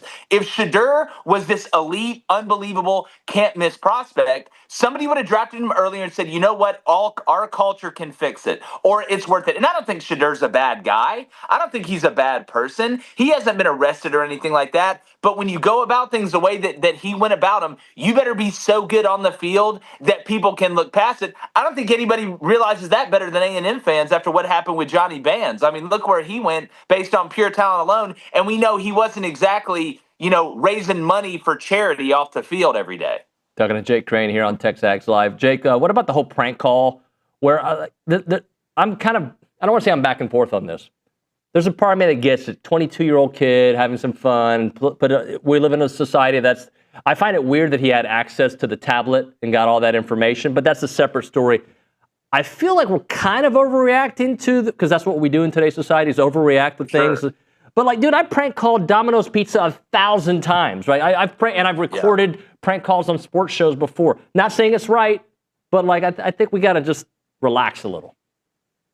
Oh man, I think me and you would have had a lot of fun hanging out when we were younger. Listen, I'm all for a good prank, but I also understand that there's a time and a place for everything. You don't ding dong door ditch a family with 2 infants, right? Not that ding dong door ditching isn't fun under the right scenario. I love a good senior prank. We put a fish on top of the roof in the classroom. So it smelled like I'm all for it. But to me, that moment, these guys have been working for it, regardless of their background, for their whole lives, and they're so on edge, especially being a coach's son. My father's been dead for 12 years. I'm still afraid to mess up because of what I think he would do to me. So the lack of fear from that 22-year-old whose father is a coach in the NFL, that surprised me. But again, I think there's a time and a place. I mean, I'm looking at Malachi Starks talking about being homeless twice growing up, waiting for this moment, for this opportunity. And I just, again, I'm all for having fun. I don't think there should be repercussions for it. I don't think the son should be sent to Siberia or the gulags, or the father should be fined or suspended. But I think it's poor form in this timing and place. 100%. And if it was my kid, there'd be a lot of issues at home. I want to ask you about quarterbacks and what you think of them this upcoming season, because as I try to navigate what A&M is going to do, I look at the quarterbacks they're going to face, and there's a lot of first-time starters they're going to face. And I understand the hype behind some of them, but just want to get your thoughts on it. We'll start things off with Lenore Sellers, who was dynamite against A&M at South Carolina this past year. What do you think about him? Oh, I think he's a stud. I think he's the rare combination. And in a different way, Lenore Sellers and Marcel Reed, I think you can get similar things. They just go about it a different way. It's like having two great running backs. One's more of a speed guy, slasher guy. One's kind of a bigger, heavier runner, but they're both fast. But the difference in Lenore, to me, and DJ Lagway and Marcel Reed and some of these other guys is they're not runners who just happen to be good enough at throwing. Like Nick Marshall at Auburn was a runner who just happened to be good enough at throwing to get away with it. When I watch Lenoris, and I don't mean to get ahead of you if you're going to ask me about these other guys, but they fall in the same bucket to me, so I don't want to repeat myself. They're natural passers of the ball. It's not just about having Joe Milton that can hit a golf cart at the Manning Passing Academy from 85 yards away. You got to be able to throw the lollipop screen. You got to be able to drop it in the bucket. You got to be able to layer it in between intermediate defenders and underneath the tertiary defenders over the top. Never thought I'd use that word once I got out of college. But I think that's what separates the Norris is their chance to be elite is so much higher because they have natural ability. Yeah, he can run. Yeah, he can get downhill. All that stuff, great. Turn a bad play into a good play. Improvise. But you have to be able to run the offense on time, in rhythm, and be a natural passer, not a thrower. I think Lenoris has natural passing ability, and the game is going to do nothing but continue to slow down for them. So I think he has a chance to be really special. But at the end of the day, what makes football the greatest sport of all time, the greatest team sport, is it's not about one guy, it's about what's around him. And that's going to determine whether it's Lenoris, whether it's DJ, whether it's Marcel, whether it's Arch Manning, any of these other guys, how far those teams go. All right, so you mentioned some of those names. I want to ask you about them specifically because I think they fall in that same bucket as you mentioned. But I will ask you about Arch. I understand the hype. I mean, I understand the size, the ability, but he is going to be a first-time real starter. Well, when you look at Arch, what do you think? Look, I think the way the family has handled his recruitment, the way that he's handled his development is perfect. And that's kind of going away, right, in today's society about biding your time and understanding the importance of the red shirt and developing and not want to leave. It's just like when I see a great trailer for a movie. I get excited about it. I think this movie has a chance to be really good. The trailer, the little bits that I've seen have been really good, but until I watch the full movie, the parts I like, the parts I don't like, from beginning to end, at least for one season, right? I can't sit here and say, oh, well, he's the number one quarterback in the SEC, or he's going to be a first-round draft pick. Do I think he has ability? Yes, but he hasn't shown me what Lenoris has shown me. He has, and it's not his fault. He hasn't got the opportunity to. And listen, I understand he had a good spring game, but a spring game is like having a good conversation with a girl on the phone. You didn't take her out to eat yet. You hadn't seen what she said after y'all haven't hung out alone yet. So I think the prospect of him being really good is there, but I'm not going to sit here and just go ahead and crown him before I've seen him go through the struggles, because you know this, your audience knows this. Young quarterbacks, regardless of how talented the team is around them, are going to go through ups and downs. The question is, how down are the downs and how up are the ups? Same thing with Julian saying at Ohio State. I don't think enough people are talking about him, and they play each other in the first game. But even being at Ohio State with that talent, there's going to be slumps. That's why I think Texas doesn't make the playoff this year. But I think they will with him eventually. Talking to Jake Crain here on TexAgs Live. All right, let's talk about Nuss, because A&M saw the very good Nuss in the first half of that game against LSU at Kyle Field last year, and then we saw what Nuss is like when he's got defenders or defensive ends kind of cracking on him. What do you think about Nuss next year? Well, I'm just more worried if LSU's going to tackle anybody, because outside of that, it's not going to matter. I watched Jaden Daniels look like, St. Peter reincarnate running around the field, and they still only won 9 games. The thing with Nuss is I think he's one of those guys that we know he's talented. And look, Nuss isn't a big guy. I interviewed him at Media Days. You've seen him. Like, Nussmeier isn't this towering figure or a huge, strong guy.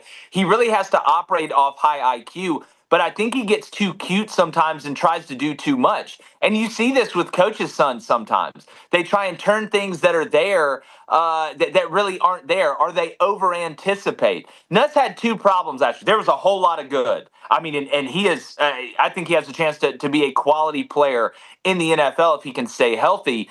But he's got to figure out, I'm either going to try and improvise and keep putting the ball in harm's way down the field or on the backside, or when pressure comes, over-anticipate, or I'm just going to throw the ball away, or I'll throw the check down and live in 2nd and 6. If he does that, I think he has a chance to be way more efficient this year, because as many good things as Nuss did, he put them in a lot of bad situations, especially when teams either showed pressure pre-snap or sent pressure post-snap. That's his growth, but hey, man, he's a returning dynamite player in the league, and there's not a lot of guys at quarterback returning back to the SEC like Nuss. Let me ask you about Marcel. I know you spoke about him in that bucket, but just when you talk about the highs and the lows, I don't think Marcel had very bad lows. I think he was kind of in the middle for the most part, but his highs were so high.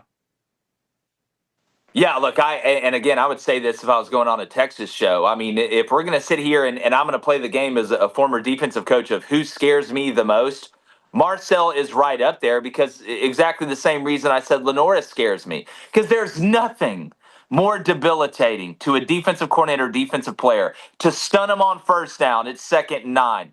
Lock him up on 2nd and 9, it's 3rd and 7. Lock him up on 3rd and 7, Marcel Reed makes the guy miss. I may have called a great blitz. We may have got pressure off the edge, makes the guy miss and runs for 8 and extends the drive. But again, what I want Marcel to make sure, and I know Coach Klein's going to do a hell of a job with him. I got a lot of respect for Colin. But don't do what Jalen Milroe did last year at points. You don't have to be some brilliant pocket passer all the time to say, I'm not just a runner, I'm a talented thrower as well. Let that happen. But if you read its man and their backs are turned and you can take off, bro, you can hit home runs from 70 yards out. Like, don't be something you're not. Be that versatile threat that's there. Know when to say when, know when to take off, and protect yourself when you do take off. Because I'm telling you right now, that kid, he's got a lot of talent, man. He's scared. I mean, if I'm a DC, there's not a whole lot of great answers for him. He just got to make sure to stay true to himself. He don't have to be Drew Brees, because he's more athletic than Drew. He can't throw it as well as Drew, but he's got other things that he can do to put more pressure on defenses and open it up for probably the best transfer nobody's talking about, or at least in our neck of the woods nationally, KC Concepcion. Like, get this man the ball. He is an absolute nightmare. I wanted him. I wanted Auburn to get him. Hey, Jake, we got about 45 seconds. I do want to respond to a tweet you had that, 100 dudes would stomp a gorilla. Yeah. I think 16 of those guys die in that battle. But yes, eventually the 100 men win. Yeah. No, look, we're going to take casualties. It's all about how we react when the first 5 get their arms ripped off. But it's like my brother said, 100 guys can take down a gorilla. You're just not going to like the way we have to do it. Good stuff, Jake. Thanks very much, man. We'll talk soon. I appreciate y'all having me. Yeah, man. Jake Crain on the Bumpy's Catering Hotline. Appreciate his time. We'll hit a break. Short segment on the other side. Right now, if your organization or business is looking for an opportunity to engage with Aggies, then check out the Association of Former Students. They bring Aggies of all ages together during marquee events held throughout the year. We're talking about Aggie Ring Day, All Aggie Hullabaloo, The Gathering. They all welcome tens of thousands of guests, and there are many sponsorship and vendor opportunities to get your brand in front of those attendees. And they offer a wide variety of both digital and in-person options to promote your brand. That includes title, sponsorship naming, on-site presence, activation, recognition, social media posts, and much, much more. There's also advertising opportunities in both the Texas Aggie Magazine and the Aggie News newsletter, which are seen by over 230,000 people. So if your business is ready to engage with Aggies, choose a partner that's been with the organization supporting the Aggie Network for over 140 years. For more information on options available through the association, please email sponsorships@aggienetwork.com.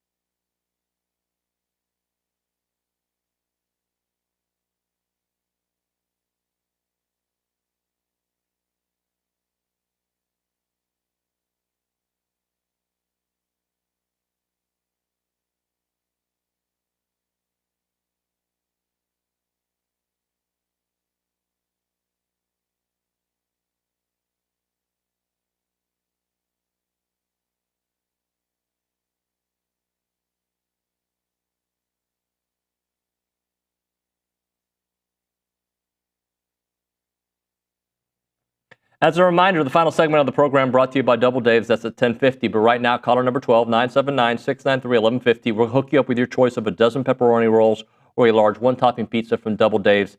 They've been around Aggie Land since 1984 with your favorite pizza and, of course, those world-famous pepperoni rolls. Reliable in-house delivery, bringing piping hot goodness straight to your door. Just click on doubledaves.com and your favorites are on their way. I want to return to a topic. I think I brought it up to Josh Pate about like how many first-round picks or NFL draft picks a team that makes the playoffs needs to have. Just over the years, Alabama has, routinely when they were in the playoffs or getting close and winning national championships, they had, in 2018, 12 picks. 2021, they had 10 picks. They're consistent in that, all right? Looks like 12 draft picks for Ohio State in 2016, 10 in 2020, about 12 this year.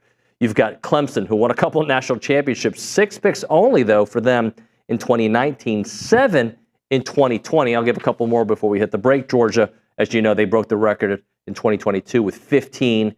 They've been in several this past year. They had another 12. LSU Tigers, 14 in 2020, the best team that we've ever seen, at least that I've seen.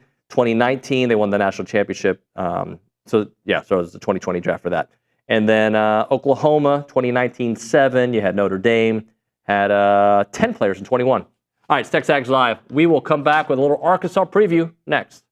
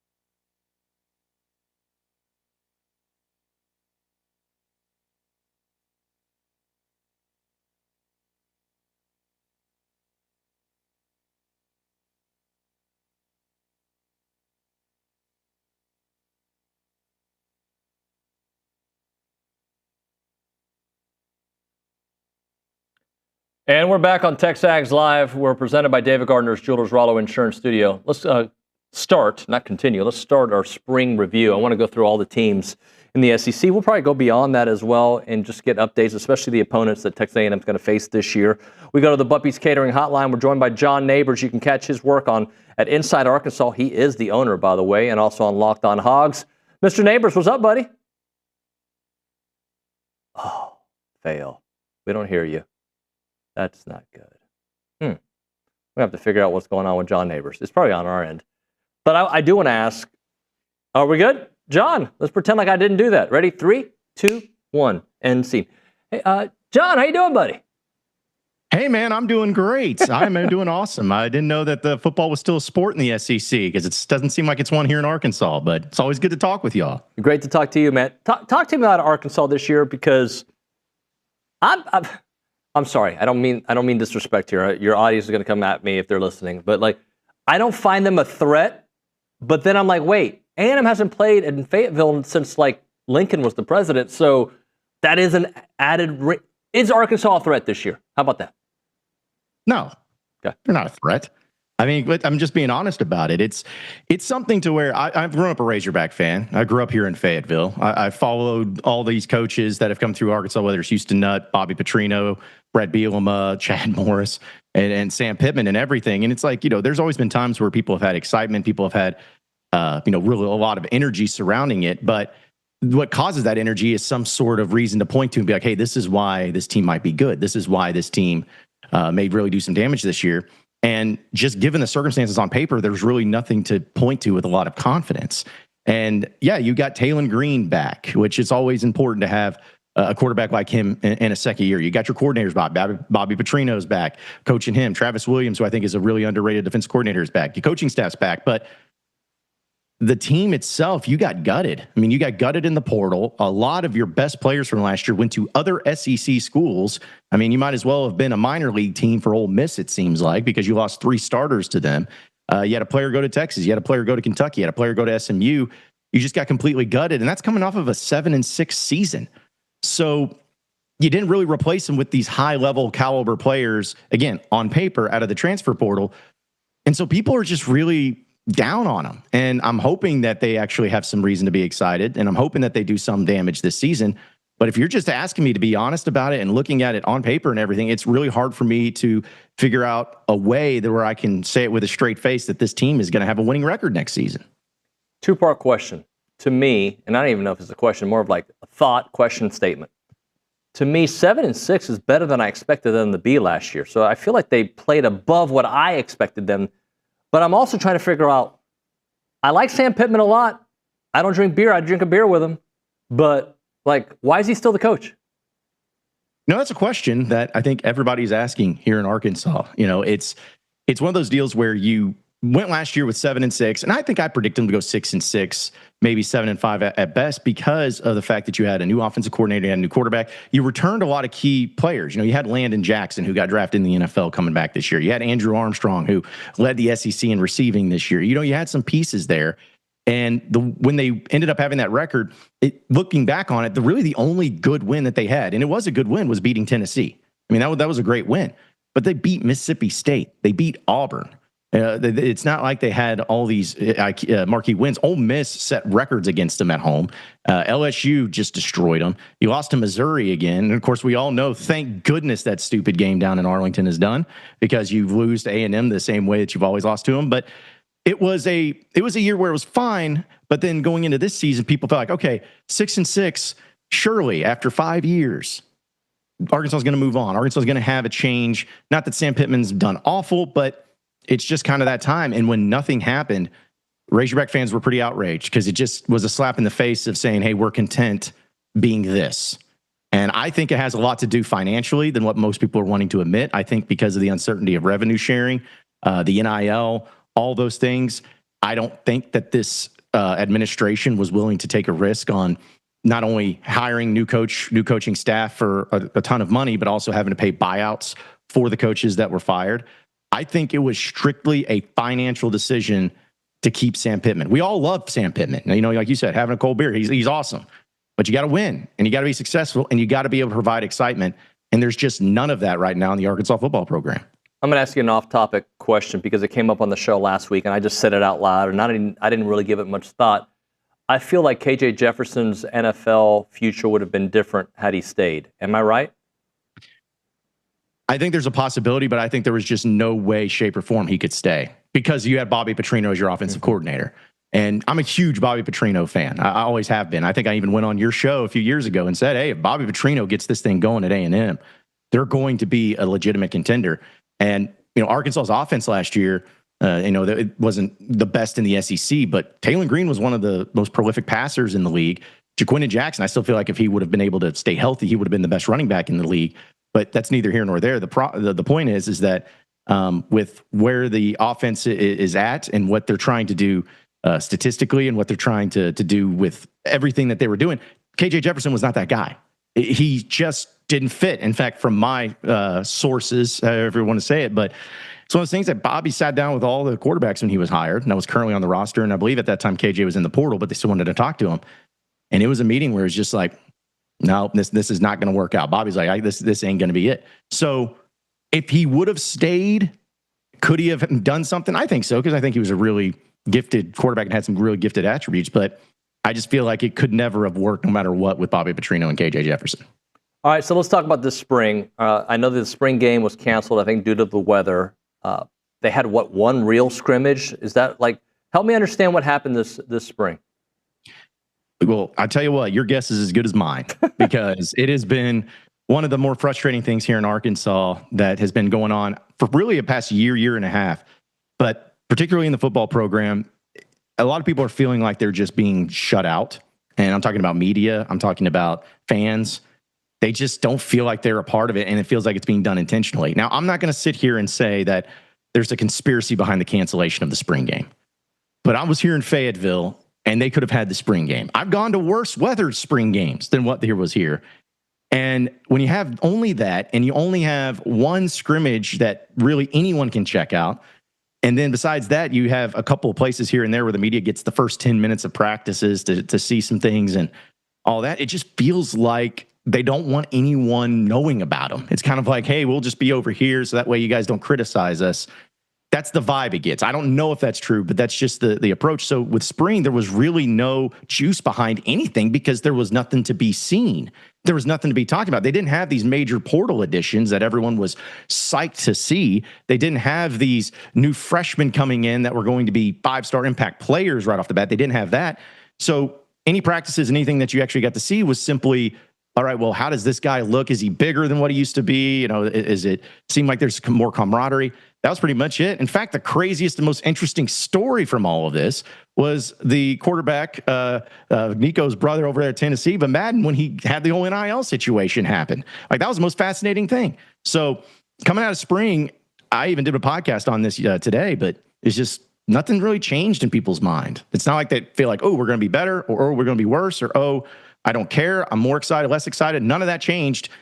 Spring practice might have well just not even happened, according to most fans, because nothing really came from it at all. I want to ask you about Madden here in a second, but I want to go back to that thought because I'm sure I saw this on Twitter or somewhere that you tell me, has football fallen out of flavor because of Coach Cal? So Coach Cal's there, all the resources are going in that direction, and football, because they haven't really been relevant since the 8-4 year, a couple years back, is it because of basketball that football has maybe taken a step back in importance for the athletic department?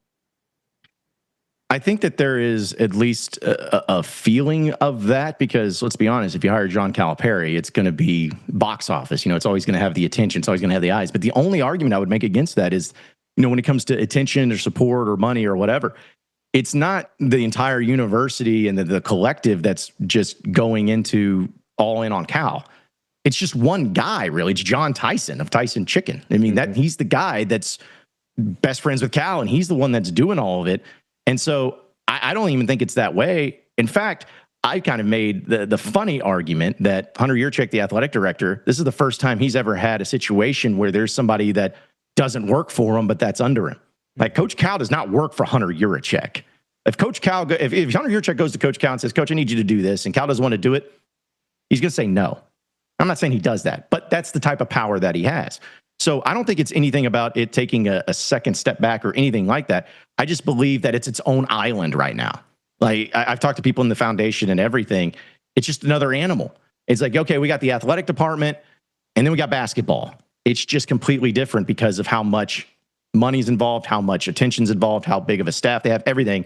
But as far as the athletic department, I still feel like they're focusing in on some good things, but I don't really like the ultra conservative stay back and don't be aggressive in pursuing winning or championships or anything like that they've taken here over the past couple of years. John, explain to our audience the situation with Madden and where things stand right now. That is just a wild story. The thing with the Nico situation came out, his brother at Tennessee. And I remember some of the questions getting thrown around of is this going to have any impact on his brother Madden, who's a true freshman coming from California? And he was a 4-star quarterback, and he flipped the day of signing day to Arkansas from UCLA, which was a shock to everybody. He's like, wow, that's awesome, And then we hear about him in spring from Bobby Petrino, and Bobby, gets the one time we get to hear from him in press conference. He's like, hey, he's doing a really good job. He's doing a good job of throwing the ball. We're really excited about him. So then that got people all fired up about it. And then he just transfers, enter into the portal. And it was so shocking to everybody. And they're like, okay, that's weird. Well, he wasn't going to be the starter.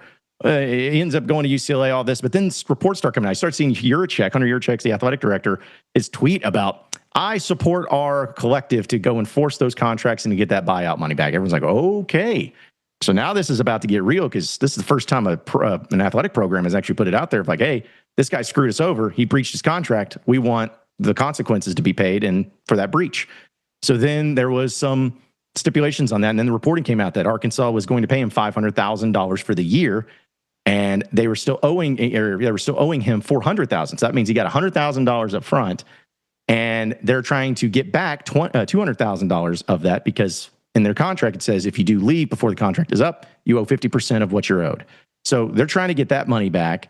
And you got this back and forth. Arkansas's hired Tom Mars, who a lot of people know in the college sports landscape. That guy he's a beast, and he doesn't usually take on cases that he loses. And so it's kind of getting to the point of where you're just having these shots get thrown around. Will they settle out of court? Will they actually go to court? I don't entirely know, but it is kind of crazy to think that Arkansas, of the program that they have and the interest that they have, again, being in the background, they've been one of the biggest topics, or at least part of one of the biggest topics in college sports over the past few weeks with this situation, and being one of the few programs that have actually gone back after the breaches of contract and everything. So I don't know what's going to happen from it, but it's like one side of it, you're really happy because we all agree that if you sign a contract, no matter what it is, you need to uphold your end of the bargain. And if you break it, then you need to also uphold the end of the penalties for it. But at the same time, do you really want to be the school that's going to be known for, hey, if you have players that come to campus and they leave, you're going to go after them? Like, you're going to sue them. You're going to go into court. Do you want to be that school and known for that? It's a damned if you do, damned if you don't situation right now. But I don't know how it's going to play out. I support Hunter Yurachek and Arkansas's decision, but it also could just be a big nothing burger that goes away and nobody even hears what ends up happening in the whole thing. Talking to John Nabors here on TexAgs Live. John, let's finish up with some football questions because we did a little bit off the field stuff. The running game, right? Jaquindon Jackson's not there anymore. Talk to me about how that backfield looks. Yeah, it was a thing where Jaquindon Jackson, I could tell like during spring last year when he was there in practices that he was going to be awesome. I mean, you could just tell he was big, he was physical, he had speed, he had it all. And the problem is that he loved contact, but that's what ended up getting him hurt a little bit. Well, you don't have him anymore. And it's a matter of, okay, so who do you have back there? And they lost Rashad Dubinion, who was another player that had been around a bit. They lost Tyrell Reed. They lost some players that, not to say that they were going to be game changers, but at least was going to be able to provide some athleticism there as well. The big one, of course, is Braylon Russell, who was the true freshman last year, who was so good. I think he ended up having one of his best games. I think it was 175 yards, something like that, rushing against Mississippi State, and really got out there. But almost like off the field issues again, there was some back and forth in the portal, out of the portal, in the portal, out of the portal, some drama there. But he is back on the team. He is good to go, and he's a really good running back. It's about staying healthy, and he's going to be entering his sophomore year. So talent-wise, on the field-wise, he's really good. He has a lot of elements to him. They've kind of gone with a few guys out of the portal that are smaller, scat back type players. They really like that element of it too. But Petrino has always been big on having a balanced rushing attack with a passing attack. And I think with the offensive line changes that they've made, I think the rushing attack could maybe overall be better, but they just don't have that one running back like they had last year with Jaquindon Jackson. They got 2 or 3 solid running backs. So it will be solid, but is it going to be consistent enough? Can they stay healthy enough? And if this offensive line is going to live up to the potential that they have, that's going to be the ultimate question for them. And then defensively, I know they're a little thin at defensive line. Just talk to me about how the defense is shaping out. That's the scariest thing, man, because Arkansas has been really make or break when it comes to their defense. They've had some times where it looked really good. And then as the season went on, it really started buckling down a little bit. Luckily for Arkansas, though, they return a few of their key pieces at the linebacker position. Xavier Sori, of course, was a Georgia transfer from 2 years ago. He really stepped up and did some really good things this past season. You got him back. Cam Ball is the guy in the middle, the defensive lineman. He's a captain. He loves Arkansas, and he was one of those guys that from the get-go, from the jump, as soon as the portal opened up, if anybody had any questions, he's like, nah, I'm staying here. So it's nice to have those two little anchors there to help out. But the thing is that you lost Landon Jackson, who is a phenomenal defensive end, and you don't have a replacement for that. You don't have a replacement for him. So the D-line, it looks good in the middle, and they have some guys that they've returned. but there's just not that game breaker type of player. They have some depth there, and they're still trying to work on adding some depth. But as of right now, it's just not to where I feel like it needs to be able to be highly competitive game in and game out in the SEC. And as big of a question I have there, I have the biggest question about the secondary. You lost pretty much everybody in the secondary. You lost Jalen Braxton, who was your best cornerback. You lost him to Ole Miss. Hudson Clark, who I was deemed the no-fly zone, but he's finally graduated. I know a lot of people are surprised by that. He was in there forever, but he's gone. And you have Marquise Cuddy, that he was another cornerback that really stepped up for Arkansas. He's gone. So you had a lot of pieces get killed out of there, and you have some guys that just come in that could really step up. But the problem is depth. Do you have enough back there? Because you're going to suffer injuries. You're going to get fatigue. And when you're going up against some of these offenses, like the Ole Miss offenses, like the Texas, the LSU offenses, the Tennessee offenses, are you going to have enough to hold your own in the secondary? I don't think so. So you have some talent there at the starters, maybe. But behind that, there's just a lot of concern there. So you could be seeing another type of Razorback team where you just hope and pray that the offense outscores the other team, because there's going to be some high scoring affairs if Arkansas is going to have a chance to win. What do you think? Is it a 6-win team this year? No, not at all. And the reason being is not necessarily just because I don't think the team is horrible. Like I do believe that there's reason to believe they'll be a little bit worse than last year, 100%. But to me, it's the schedule. I mean, you have everything got reversed this year. Arkansas's SEC road games are against Tennessee, Texas, Ole Miss, LSU. Those are the road games. And two of those teams were in the playoffs last year, and one of them probably could have been, or maybe right there on the cusp of it. So you have that. And then your non-conference games, you have Notre Dame, who last time I checked was also in the playoff last year. You get them at home, luckily, but you have them. You got to go to Memphis, which I don't know who scheduled that game. I don't know why they're going to Memphis, but they are. And then for the first time ever, you got Arkansas State and Little Rock for that game. And, Butch Jones, champions of life, they're going to be going up against him. So that being said, and of course, A&M coming to Fayetteville, and you have Mississippi State, Auburn, Missouri. Point is that I think that this team has a chance to maybe even be better overall as a team. There's a chance of it, as slim as it may be, but the schedule just doesn't do you any favors. It's so much more difficult. And if you got to a 6-6 year, given that schedule this season, Sam Pittman deserves another year, because I just don't see how you can get to that point with the team you have and with the type of caliber teams that you're going to be facing, especially away from Fayetteville. Well, I hope he comes back. I bet you do.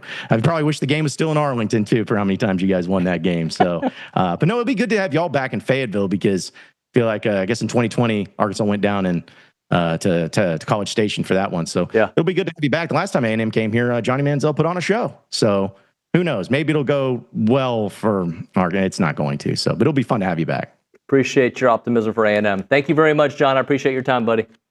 Anytime, guys. Appreciate y'all. See ya. John Nabors on the Buppy's Catering Hotline. So there you go.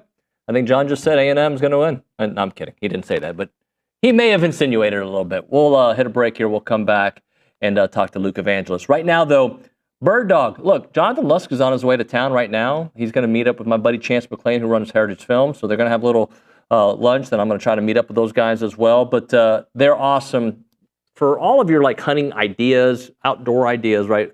They have this awesome hunting platform where they can set you up and you don't have to worry about anything but the hunting, right? They're an Airbnb for hunters, so you'll find the place to go. They'll set up all the logistics. That's part of what they do, and they're fantastic at that. There's no doubt about that. They are great. But if you own land and you're like, I need money on my land, they can help you find the hunters to go to your land. That's part of what they do. They also find you those tax benefits you're not thinking about. I think $100 to $500 per acre of land some of their clients are making. Can you imagine that? If you got a lot of acres, that'd be a lot of money, guys. That's what they do. And they have access to 60-plus premium hunting properties. Your ranch represents your legacy. Let Bird Dog help you maximize its potential while preserving the hunting tradition for future generations. Check out the website, birddogit.com. Birddogit.com. Do me a favor, check them out.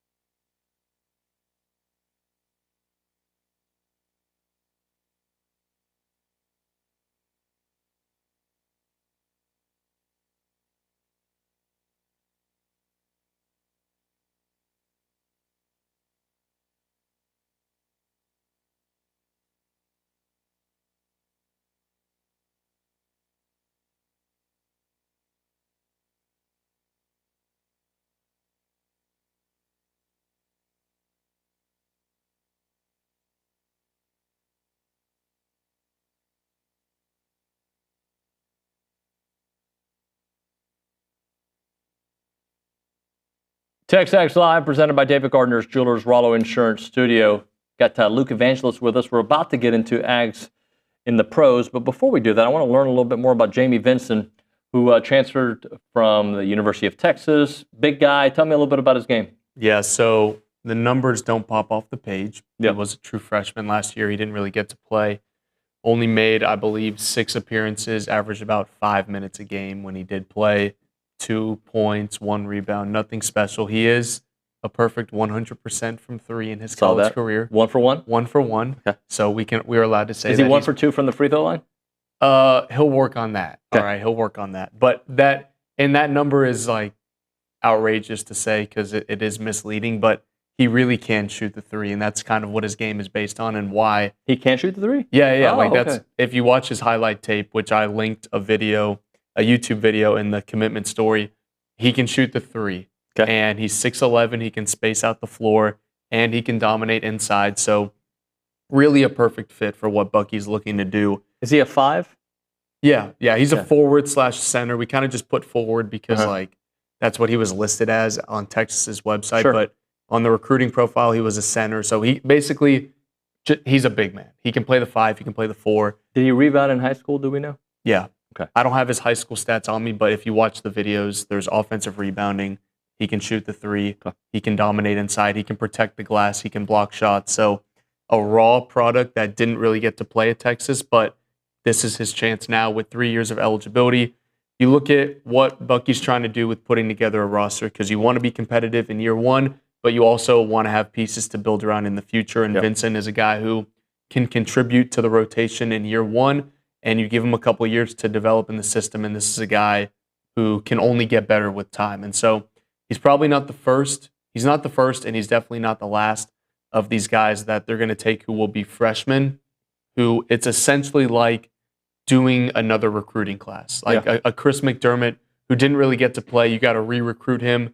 It's essentially like getting that 2024 class back because they were only able to keep Jeremiah Green in 2025. And it's these guys who didn't get an opportunity at their first school, but hey, you're a great fit for the system. Come develop, and in 2 and 3 years, you'll be a star. Essentially, at A&M is the recruiting pitch. And Vincent is one of those guys, but I would not be surprised to see him contribute in year 1. Well, I'm looking at his numbers, and then I said, you know what? I'm going to go look at a guy named Henry Coleman's numbers this year at Duke. Mm-hmm. And lo and behold, they're not that different. He averaged 1.1 points per game. He was at 1.4 rebounds. Did get played in 19 games, so he had a little bit more action. But I guess my point is, when you can play, sometimes it takes a little while to play, and maybe that was part of the situation at Texas. Yeah, and this is the perfect opportunity, I think, for him. He's from Austin, so he stays close to home. And players enter the portal for a whole different number of reasons. I saw people on my thread trying to convince me that NIL money is the only thing that matters, or it's one of the biggest factors in recruitment. And that's just simply not the case. Sometimes these kids just want a chance to play. They want to play for a coach that they're familiar with. Frank Haith coming over from Texas. Like sometimes they just want a fresh start at a school where it's new, but there's some familiar pieces, and there are other people on that staff that he has familiarity with. And so I do think that the moment Vincent entered the portal, Texas A&M was one of the spots that I think he was heavily considering. And that doesn't mean it's a layup. Bucky still has to close him. And he was on a visit to campus, one of the guys who they're working in silence with. You don't want to broadcast who's on campus because schools can come in and offer outrageous amounts of money or promise all these things or negatively recruit against you. And so it's just another example of Bucky McMillan and his staff working in silence to get this thing done and get these guys committed before they leave campus and have the opportunity to look elsewhere. I bring up my kids as an example often because my boys are at this age where they hope to play at the next level, college soccer. And my pitch to them, not that they're going to have NIL deals because it's not that way in soccer right now. But that being said, I always tell them, what's your path to play? What coach do you want to play for? Mm-hmm. Who can develop you? What's the education component look like? That should be really the first thing we look at, not just. So I'm hoping that kids do think about that. I don't know how many do, but I'm hoping that is the strategy behind it. What other I know you probably can't tell us names right now, but they're still in the mix with some guys, right? Yeah, I think we've been talking about him for a week now, at least, is Federico. That's still in play? Yeah. He's a guy who, it's either A&M's going to have him on their team for 30 games or you're going to play against him once or twice. He's going to be on an SEC roster. Who's he talking to? Auburn, Ole Miss, Kentucky, Florida. Like any big program out there recognizes that they want him. And the numbers I know don't pop off the page, just like 5 points, 5 rebounds. But if you watch Texas Tech's games, he is like their Solomon Washington of like, he doesn't need to score. He doesn't need to rack up numbers. He's just such an impact.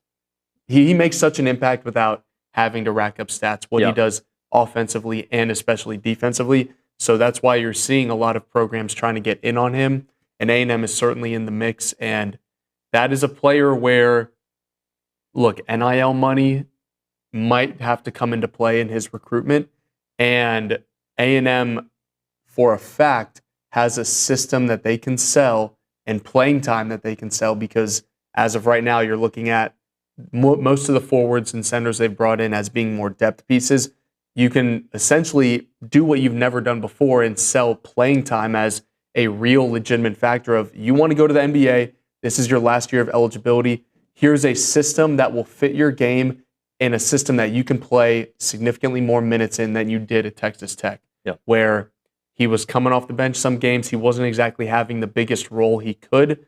Now, a school like A&M could offer, if that's what he's truly looking for, a path to playing time and a path to the next level, whereas maybe a school like Auburn, it's getting a bit crowded in their front court.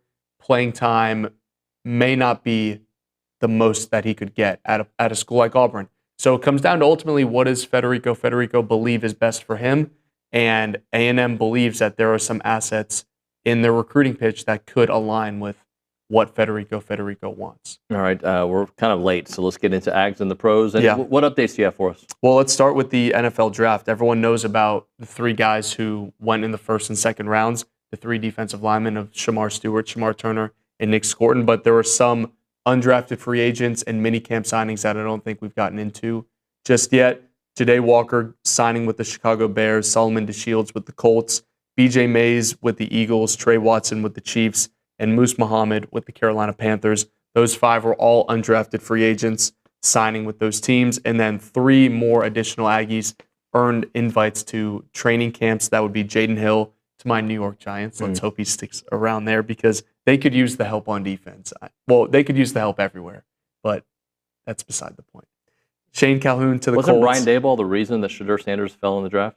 No, that was the Falcons GM. Or are you talking about the prank call? No, I'm talking about like Brian Daboll, I think, had there's reports out that his talk with Shedeur didn't go well. Continue on with Ags. Well, has Brian Daboll's talk with anyone ever This gone is a good well? point.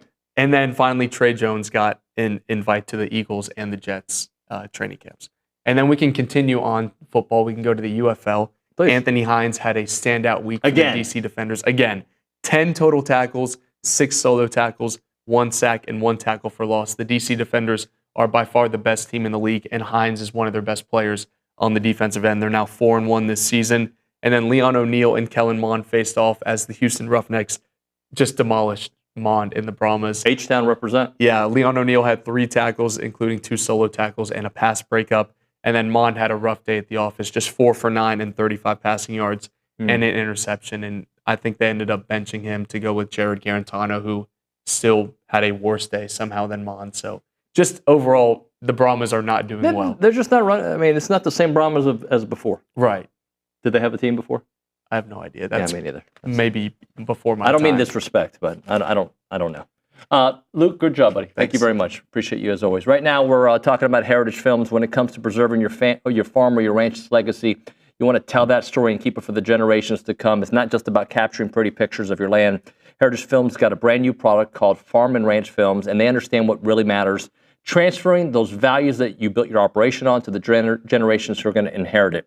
Chance McClain, who's in town right now, I believe on his way at least, has interviewed thousands of people across the country, and he's discovered something very profound. These aren't just businesses. They're blueprints for building character, from timber farmers thinking about 100-year cycles to cattle ranchers preserving traditions.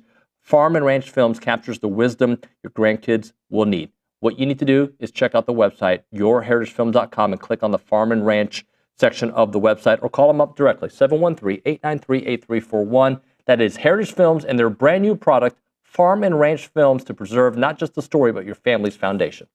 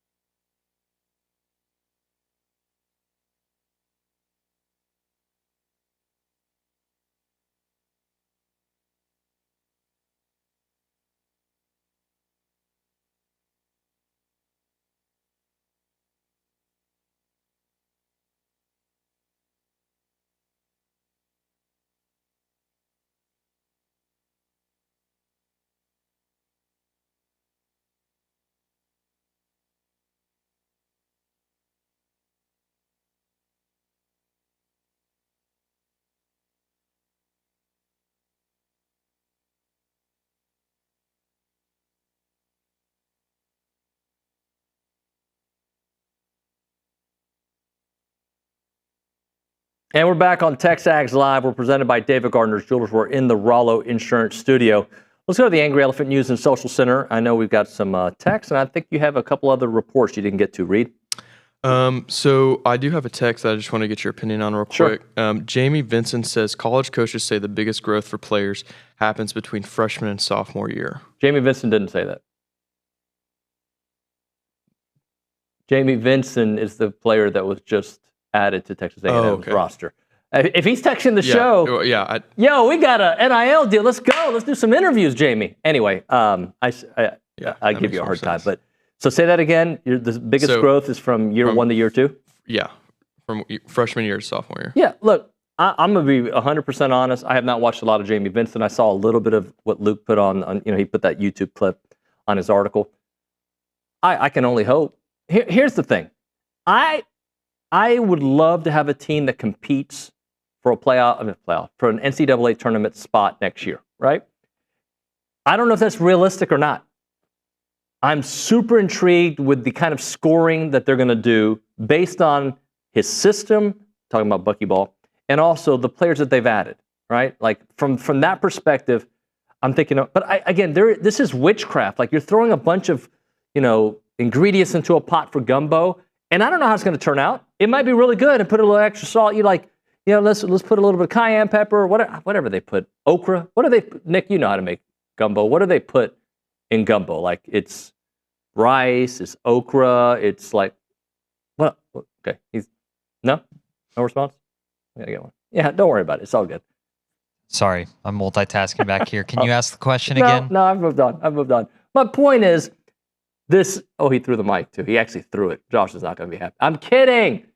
My point is, it is impossible to predict what this team's going to do when you have all these expansion team pieces.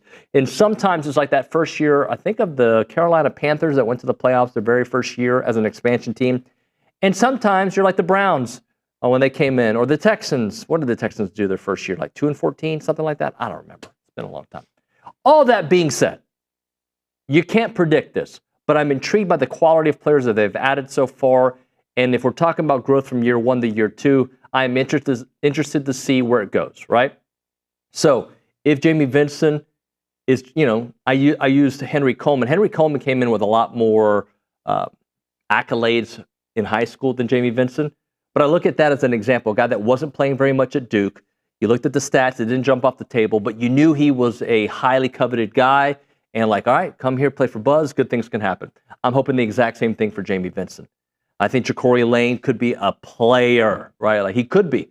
We don't know how these things are going to kind of play out. That being said, there is more grace for Bucky in year 1 than there are for other coaches, right? Because of what you inherited. He inherited nothing, right? Chris McDermott, that's it. He's had to build this roster, but I'm intrigued by it. There's no doubt about it. What else do you have for us?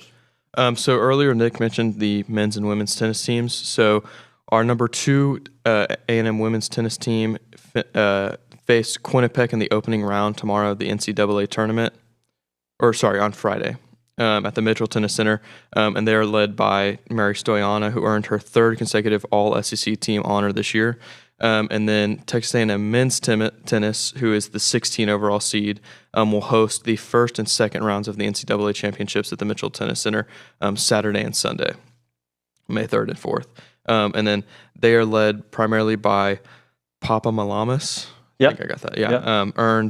He also earned first All-SEC honors, as well as being named to the All-Freshman team. Good job. Thank you very much. All right, let's do this. We're going to hit a break early. When we come back, we're going to do Around the SEC. And then I'm going to kind of finish out my thoughts on quarterback evaluations, the whole Mel Kiper thing, and then talking to Jake Crain and Josh Pate kind of got me thinking of some thoughts, because the inexact science and the mock drafters out there that kind of poison the water. So I want to get into that on the other side. Plus, we can get to some final text messages at 979-693-1150. You are listening to TexAgs Live, presented by David Gardner's Jewelers in the Rollo Insurance Studio.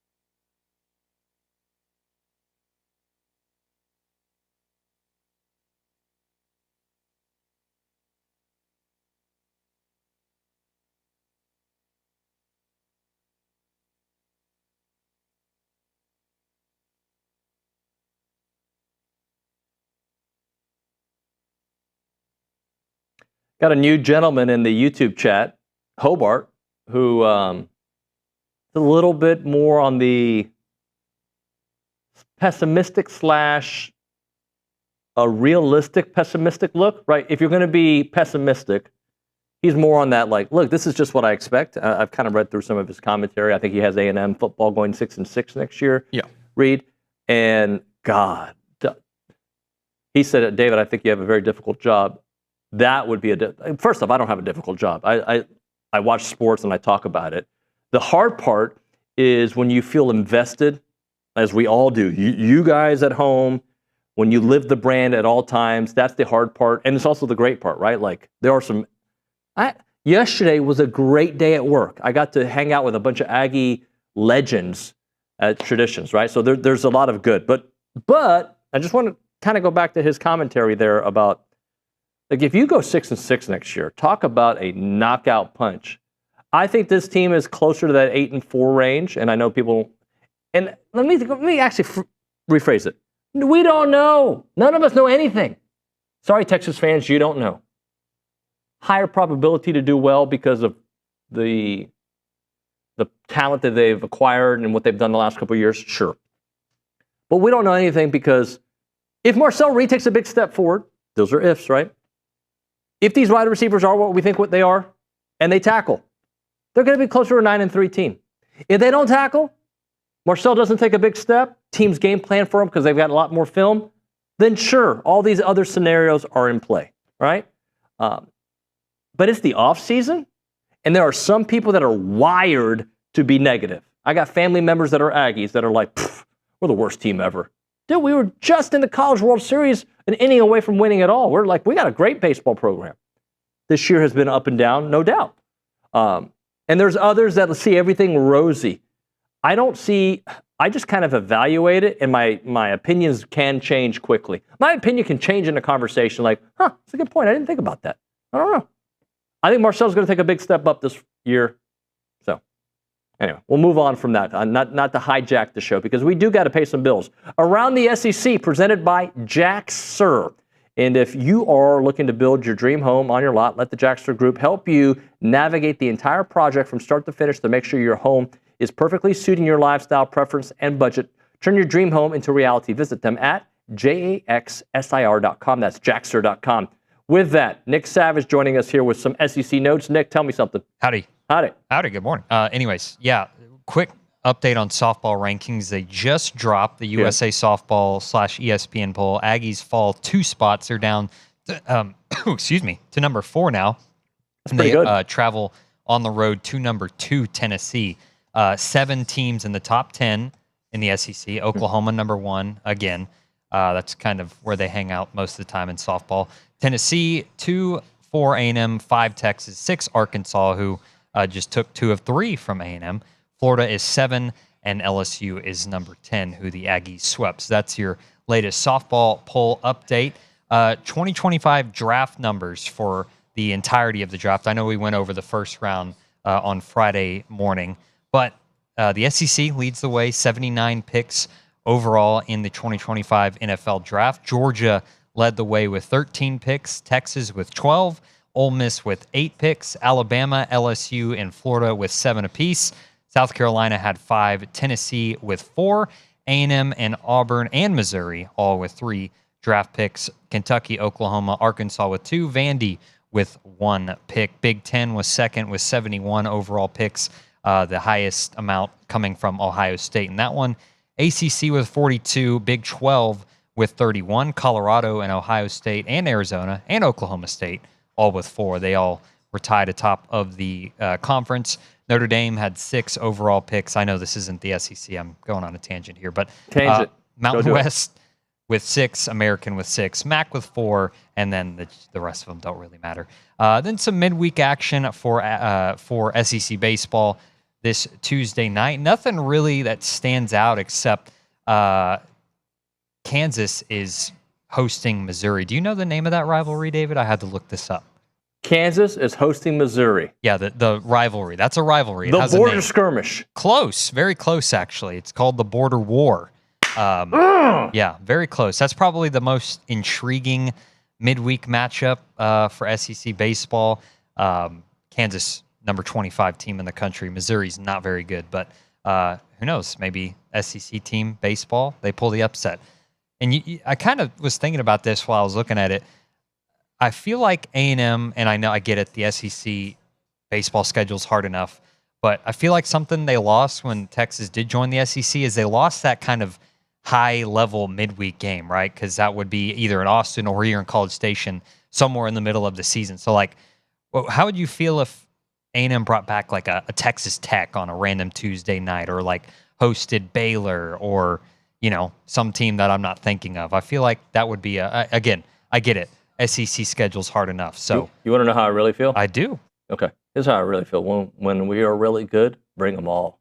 Let's beat them all.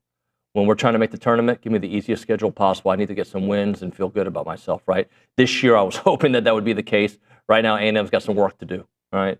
This past weekend, still. By the way, earlier when I called you onto the show, but you were distracted with real work, not the fun work, right?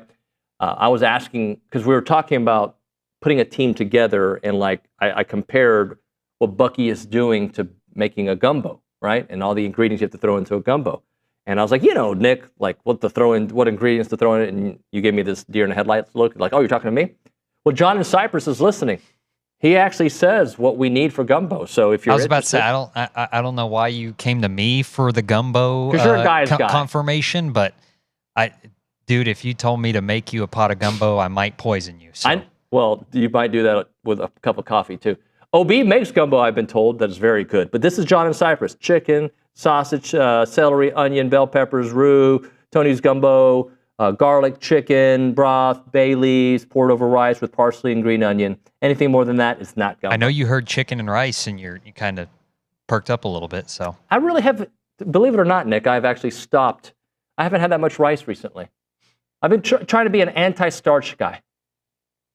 You think we just lost everybody? I mean, we got blood sugar spikes, if you really want to get into it. Well, we just did. We just did. Oh, okay.